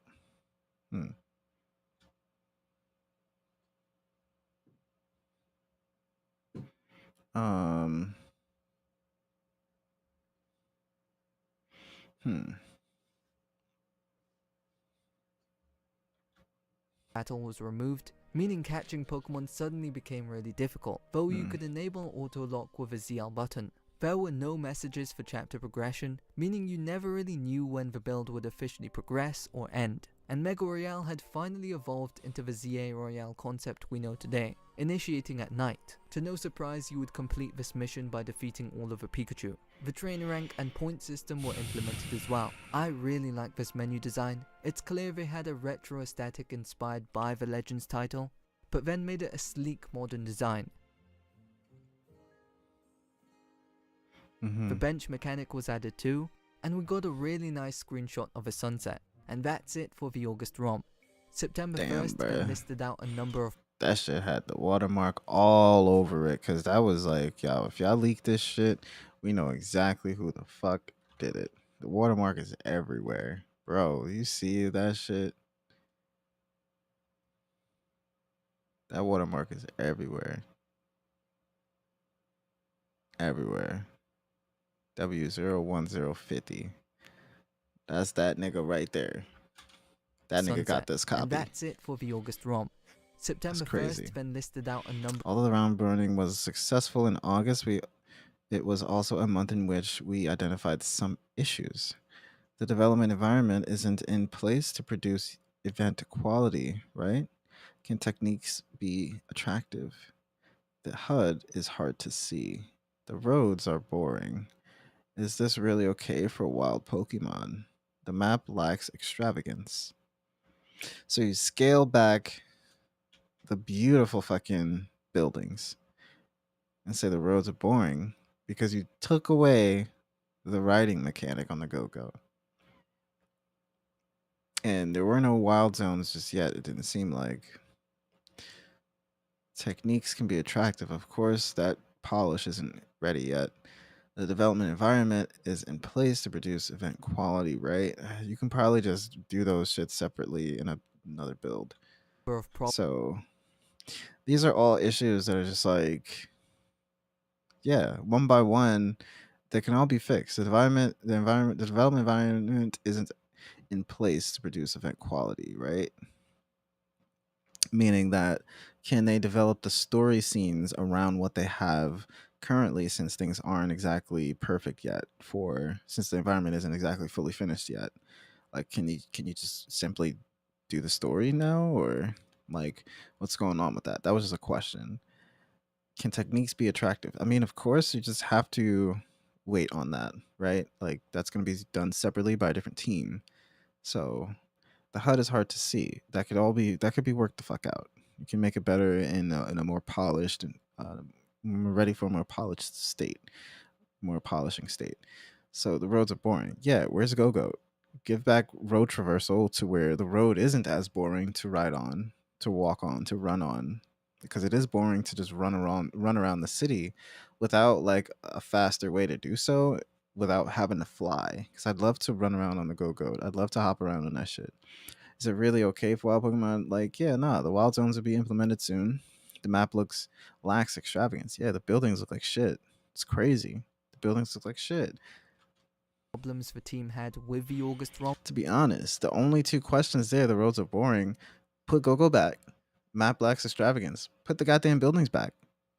That would have had a perfect game if you added those two things back in. I don't know if that would have increased like RAM costs to make the game like run like worse, but that shit would have been a no-brainer for me. As seen right here, this cutscene was also added that same day. On September 4th, two separate AZ models were introduced, possibly to look at different angles of a model, both behind the counter and out in the open. There was also mention of polishing the nightlife vibe of Lumiose City, though it's a little hard to tell what exactly they meant by that. We know that model production had progressed throughout the month, and then on the 25th, Prism Tower was complete. Just imagine how much a month, and then on the 25th, Prism Tower was complete. Okay, yeah. There are rumors that due to the storyline, there is no situation that looks like this. Yeah, that is a beautiful skyline.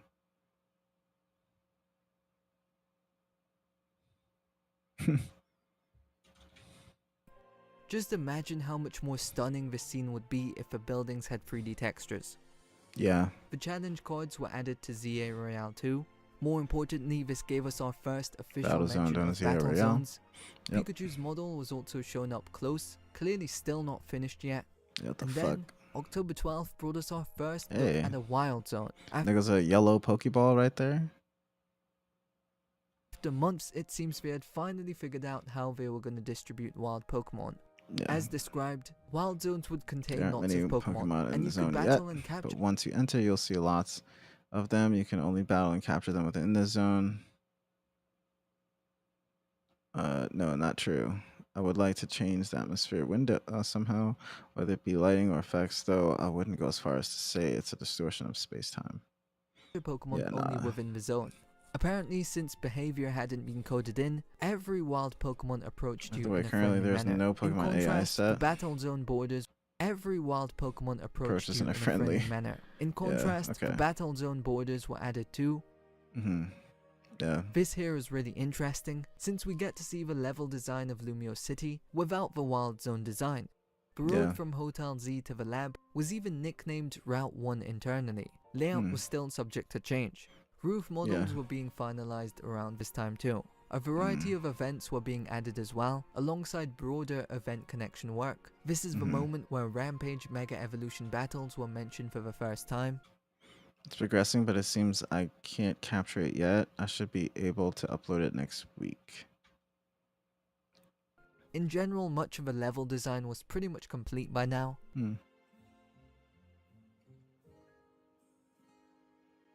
I barely ever go to that fucking wild zone. Yeah, what the fuck?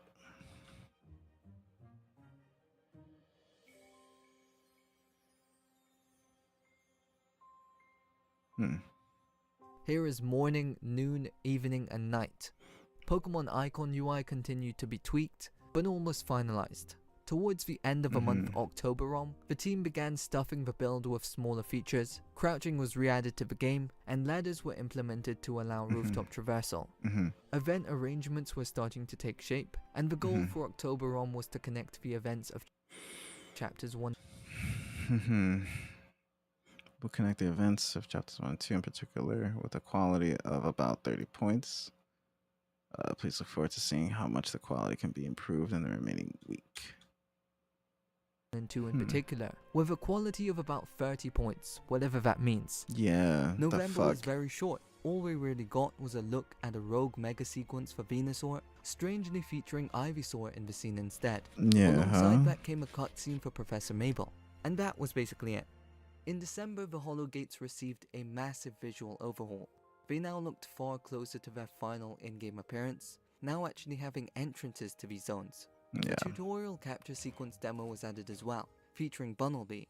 Honestly, I'm more surprised at how close the visuals were to the final game, despite being 2 years out from release. Here we can see a very refined UI layout, almost identical to the final game, with slight changes. Final game 2 years later.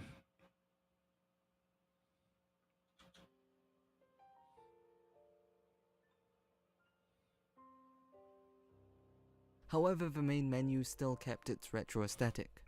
By the looks of things, a lot more Pokemon had received their production-ready shaders as well. And right at the end of the month, the Sample. Rust Syndicate building was modeled, though still missing a lot of the final detail. The December ROM was apparently packed with new features, now that the game was actually becoming an RPG.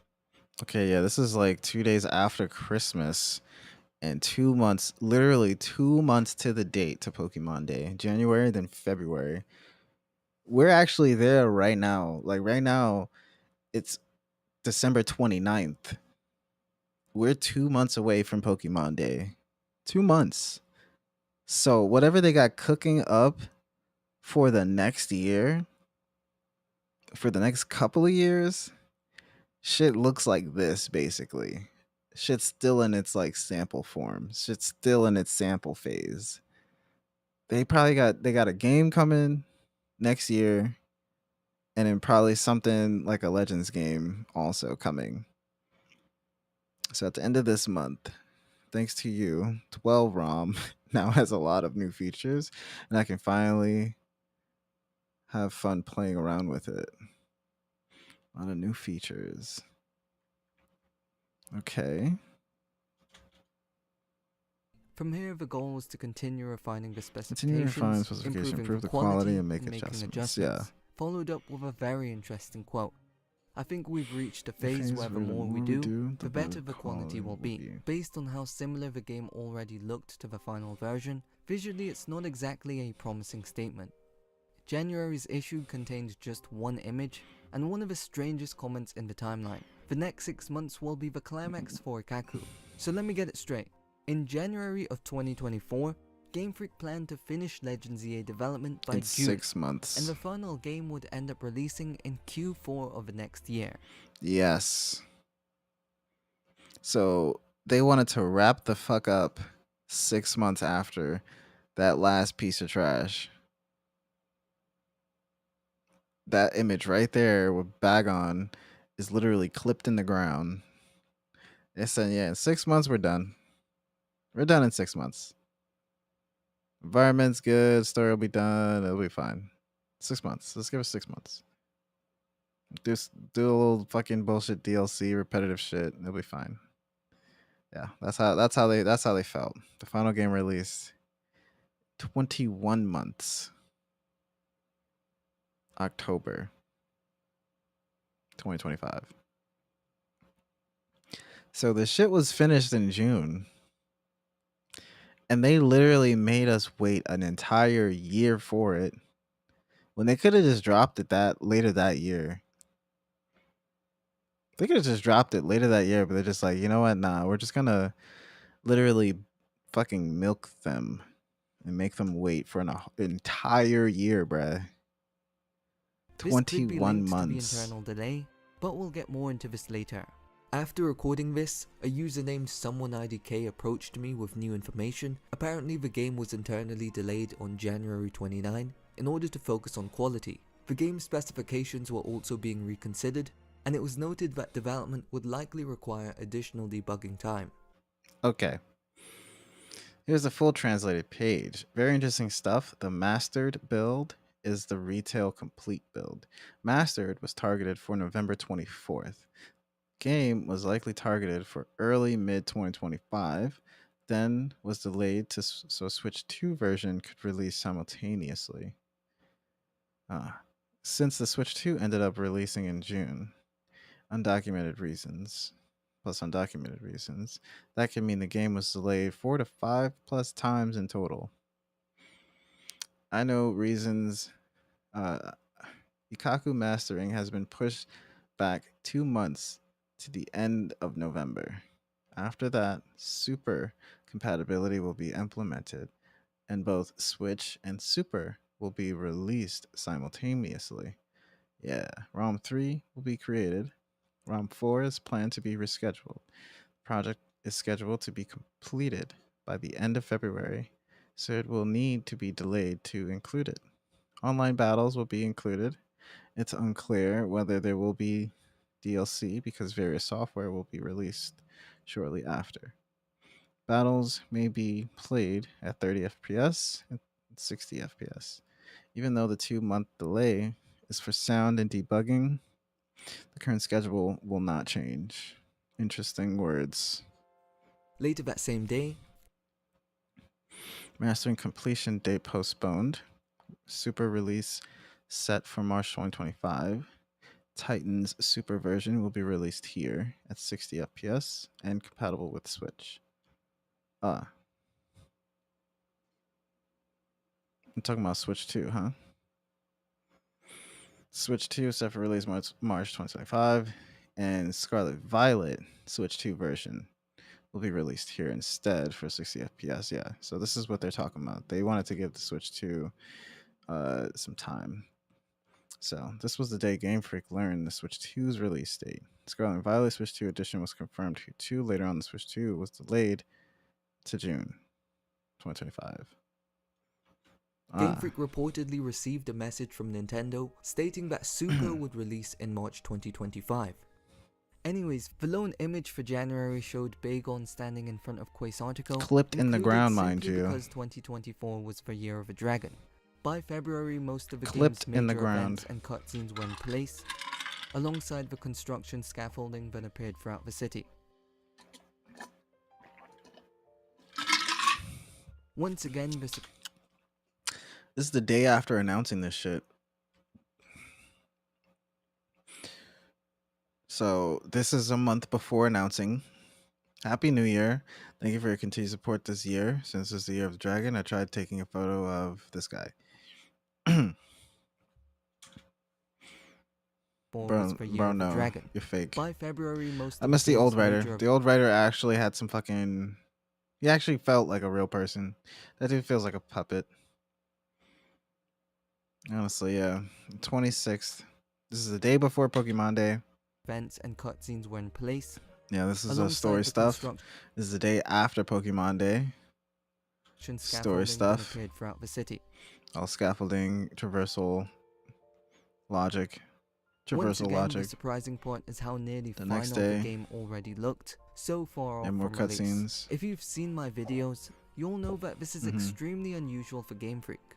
Even if they don't diverge much from a core plan, it's unlike them to have such a solid foundation this early on.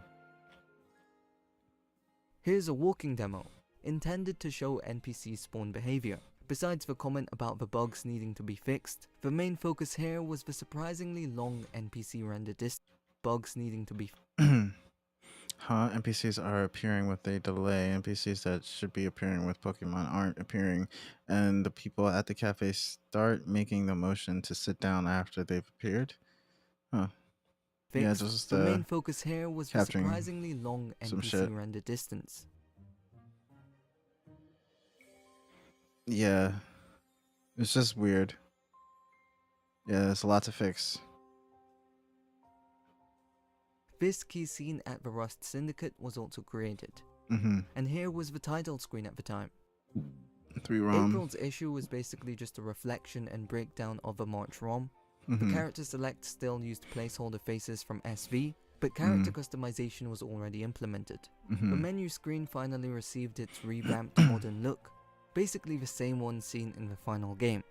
Damn, Interestingly, the it game kind of looked feels good. like the save menu still carried remnants of the earlier retro aesthetic. Yeah. We also got our first clear look at the protagonist's in-game model. According to the comments, the protagonist came to Lumio City on an overseas trip. The UI was now identical to the final version.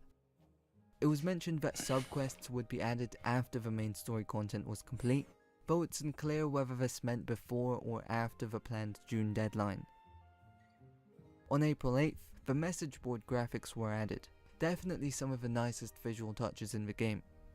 Then the bonus card graphics were added just 2 days later, functioning exactly as they do in the final game.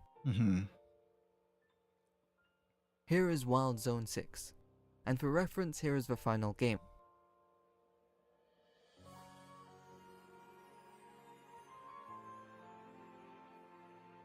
Alongside that came a flood of new shots from around the city.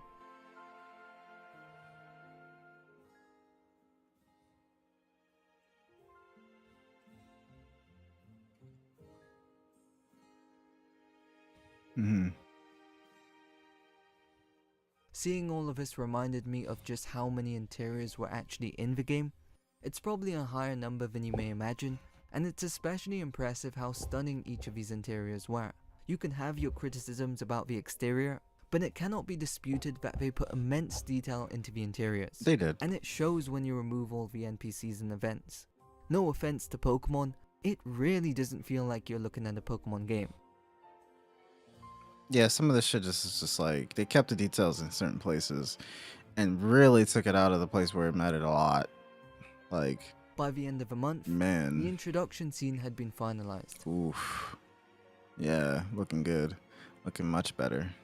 And over a year and a half out from release, large sections of the game looked practically finished. Yeah. Even the coffee mechanics were in place, though lacking a few assets and custom animations.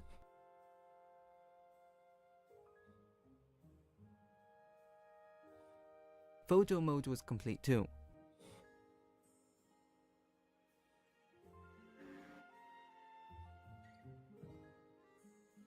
Then at the end of the month, the long-awaited Rotom Glide was finally added. I noticed that in the past few months there was less documentation of the overworld abilities, so it's kind of sad to see even they such missed a that key shit. feature early on quietly disappear in favor of a Rotom Glide. Either way, the Glide worked exactly the same as it does in the finished game. June opened with a headline titled Stories from the Past, reflecting on mysteries from X and Y, and teasing that some of these secrets might be explored in Legends EA. A screenshot highlighted the Lysander scene in the old Team Flare base, though here he was simply referred to as F for some reason. Instead By of the L. 10th, the giant grand platform used in the climax was complete, a sign that we were reaching the end of development. Yeah, that's like the end game right there. Around this time, we So also see June. the scene where Ivor punches through the gate. This is also our first time seeing Emma in any of the monthly issues. Clearly Any she of had been them. added quietly sometime earlier, but unfortunately her introduction wasn't documented.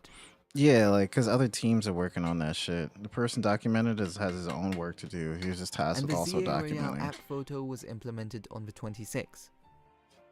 Shit, maybe other teams documented too, but this is probably just By the one person 28th, on one team work had officially begun on the game's documenting side his missions. portion. There would eventually be around 120 of these. As we've seen with other Yeah, games, there's a lot of side Game Freak missions in tends this to game. work on their one cherry on top mechanic towards the end of development, so at least for Legends EA, it seems the side quests were the cherry on top, which definitely makes sense. It feels like they gave their last bit of passion into that feature.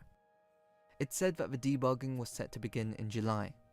That leads us to the final entry of the entire magazine, the July 2024 issue.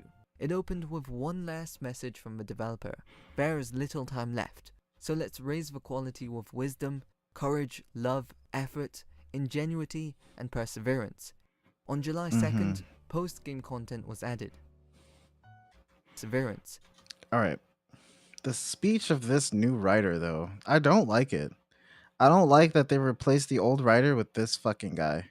This guy just sounds like some bootlicky Game Freak employee that was put in charge to make everybody just whip into shape and not talk about how he actually fucking feels. The other guy was actually talking about how he feels. He was fucking putting those logs in with love, bruh. He put those logs in with fucking love.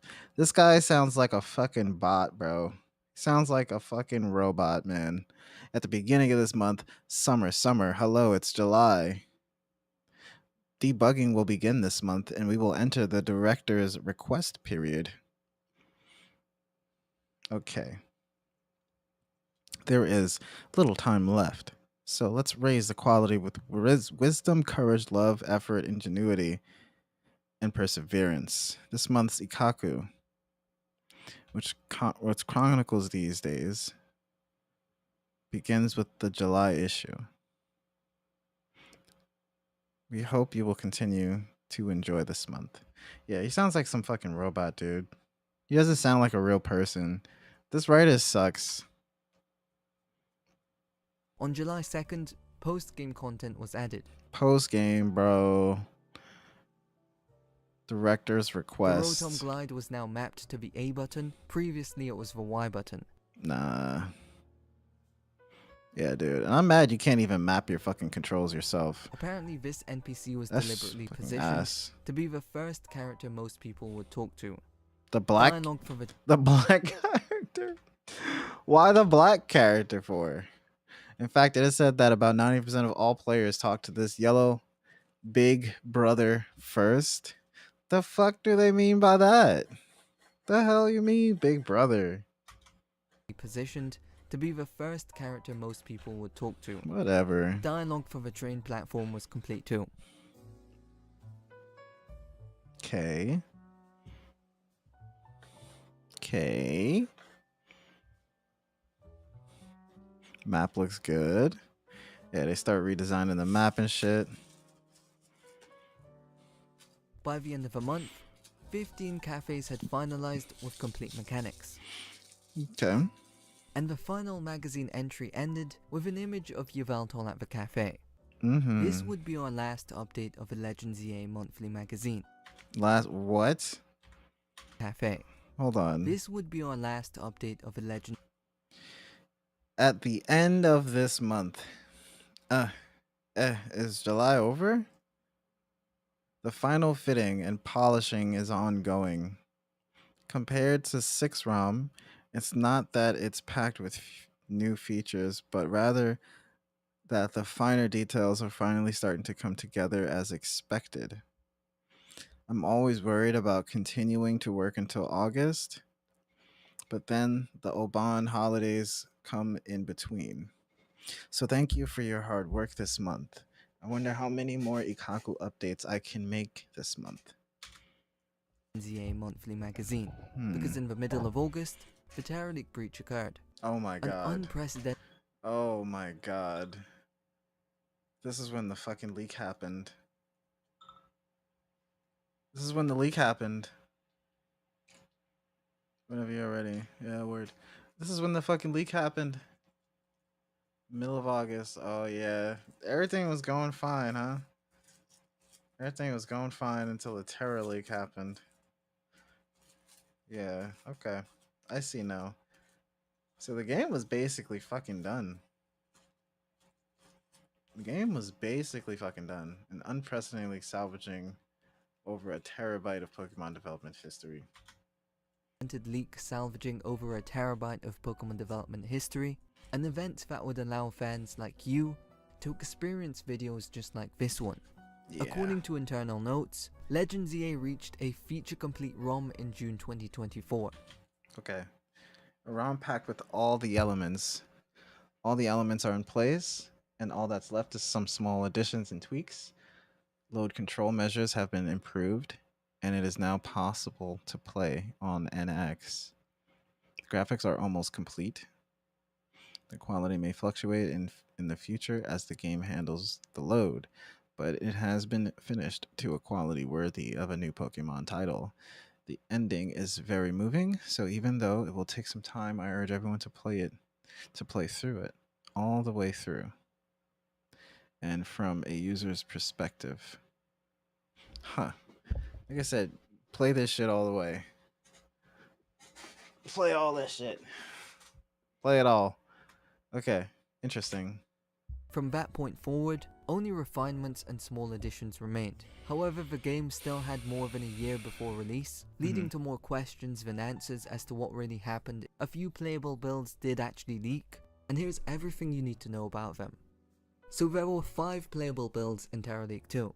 June 27, June 30, July 29, August 2nd, and August 8. Since the game was feature complete in June, all of these builds were obviously feature complete. And yes, there were PC builds. The person behind the Terra League reportedly played at least one of these themselves, which is almost certainly how news of Mega Evolutions leaked months before their official reveal. So imagine if all of this came out during the first wave of the Terra League, a year before the game would release. It would have caused absolute mayhem. It truly would have destroyed the game's rollout. Honestly, I can't imagine what would have happened if the Terror League happened before they finished the game. Because they finished the game.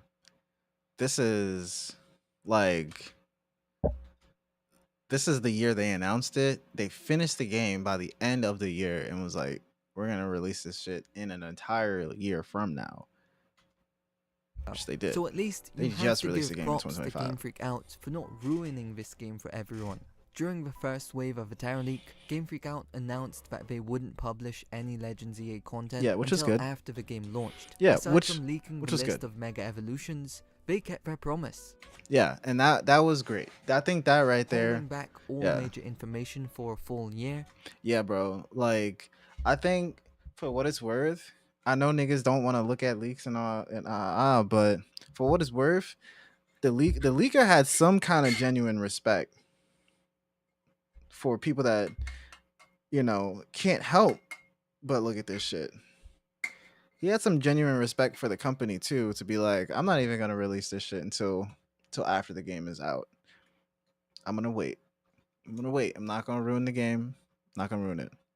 That was beautiful. That was beautiful that he did that. Until around the game's release. All I know about the June Yeah. 27 He put it out build like the is day that it before or lines up something. with a final milestone tag on record, strongly suggesting that this was the exact day the game officially became feature complete. The following Yeah, day was like also when June. work on side quests had begun. The June Yeah. 30 build is one I have the least information on, but realistically, with it being only 3 days after June 27, I can't imagine much changed. Where things get more concrete is the July 29 build. which was documented extensively by the bomb. Fuck is As this? clear from the footage, the game was essentially complete. From the opening sequence to the final moments, the entire game was playable start to finish, over a year before its official release. It even looked identical to the final game. Surprisingly, a decent amount of localization had already started as well, using machine translation as a base before real translators would step in. But as complete as the visuals looked, many areas like Hotel Z still lacked final music.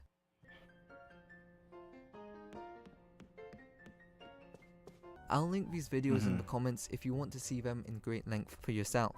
The August 2nd build is also sparsely documented. Again, being only a few days after July 29, it's unlikely anything major changed. And finally we get to the August 8 build, the final known build, and the last piece of Legends EA content before the Terra League breach. This build was experienced by MD Travis, and I'll be adapting his observations here. So yes, this was a PC build, and here's the title screen. Surprisingly, the debug menu actually included a 60 FPS option. 1080p was the max resolution for the game. Despite the game being technically complete, there was still quite a few rough edges and placeholders. Some of you might recognize this placeholder sound effect. In general, the game was full of bugs at this point. MD Travis mentioned that the fletchling he caught got stuck behind the Wild Zone gate.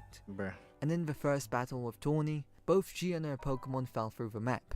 Forcing you to use the first battle with Tawny, both G and her Pokemon fell through the map, forcing you to use debug shenanigans to keep the game progressing. Besides the direct translation, some text was straight up just unlocalized too. Here is a scene with Freecam early on in the game. We never really got a close up of Lumio's tower, so this is pretty interesting. Damn. And here is a scene featuring the Out of Bounds. Jesus. The game would also crash a lot, like very frequently. Yeah, I'm sure. And the Mega Crystals would respawn instantly. Bruh. Though Spupa seemed to have some trouble breaking the Mega Crystal. Yeah, I mean. MD Travis had to use the debug menu quite a few times just to progress the story. In fact, he noted that the one time he actually had to cheat was to defeat Rogue Mega Absol, since the game would just crash mid-battle. He had to apply an instant KO to his Pokemon just to bypass this bug. That's funny. Emma seemed to be using Juliana as a placeholder name. It appears some manual translation had been done, but was still using placeholders at times. Juliana's the name of the goddamn called fucking translator. And finally, the August 8 Chronicles would end with MD Travis finally getting his Alpha Scolipede. And I quote, "I've gotten all I wanted in this game anyway."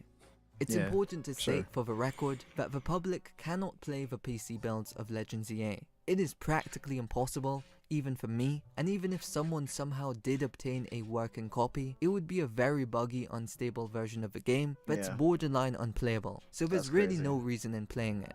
Given everything we know, Legends EA appears to have gone through a full year of debugging, optimization and refinement, the longest dedicated polish period for any Pokemon game to date. Whether that was influenced by the Scarlet and Violet backlash, or if it's tied to this mysterious delay, it's hard to say. Now that I think about it, maybe if it's tied to this... Pokemon Legends was originally planned to launch in November 2024.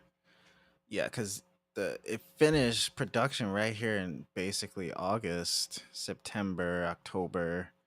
Yeah, that's pretty much when the debugging would have been kind of finished.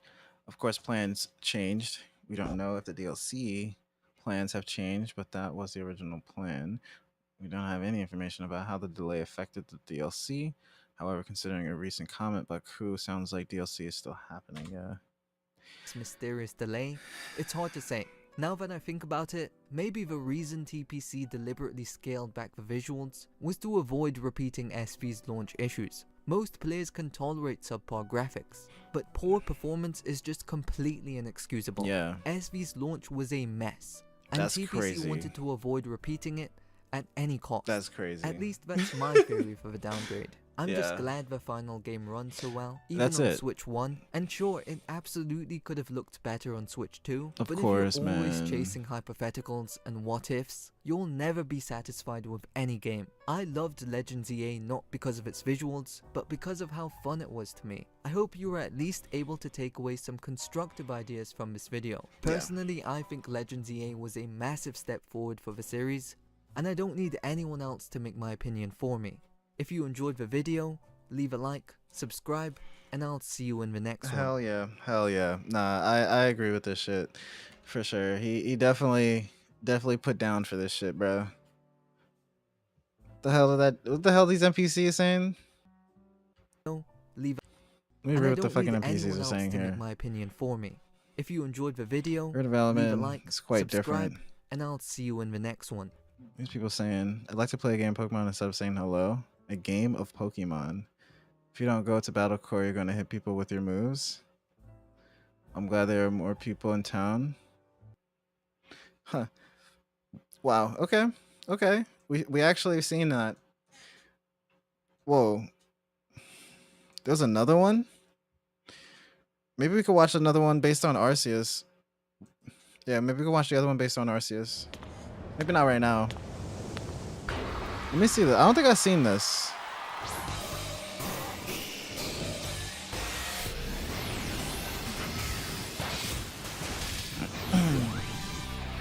Pokemon Champions. In this title, you can enjoy the battles you know and love from the Pokemon series on your Check this shit Nintendo out, bruh. Switch or mobile Put device. my camera back.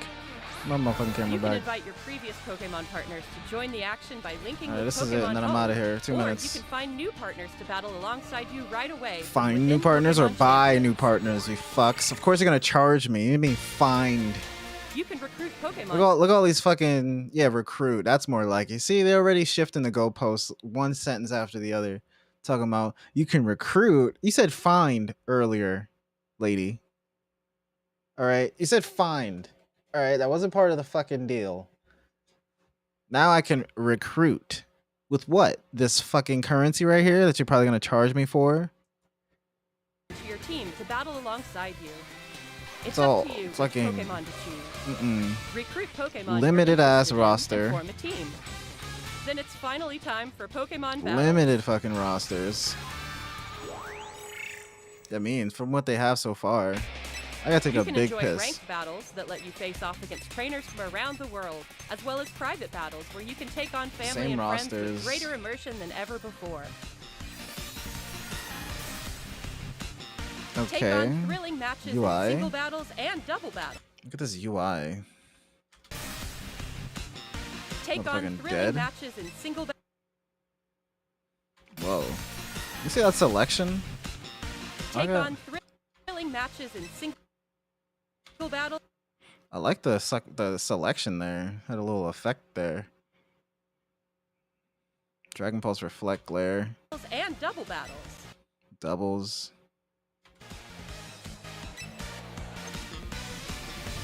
Finally, we'd like to Yeah, nah. This shit looks take beautiful. on thrilling Wait. matches in single battles and double battles. That kind of looked like Pokemon Revolution. Finally, we'd like to introduce Yeah, nah, that you to a Shadow new Ball way looked to raise great. Pokemon that lets you enjoy battles even more. Nah, these moves look great. These moves look good. Pokemon Champions Whoa. offers ways to make raising your Pokemon more flexible and convenient than That's- ever. Teach your Pokemon moves. But yeah, and it costs then these train points your though. Pokemon to make the most of them. Recruit and train to easily enjoy I get it. Pokemon battling. It's gonna cost all those points Bringing though, bro. Pokemon battles to everyone. Pokemon Champions. Yeah, nah. Plan to release in 2026. Nah. That shit gonna be like you might as well just officially recognize motherfucking Showdown, bro. For real. You might as well just recognize Showdown. But that's it. I gotta go. That shit was crazy. Oh my god. Wow.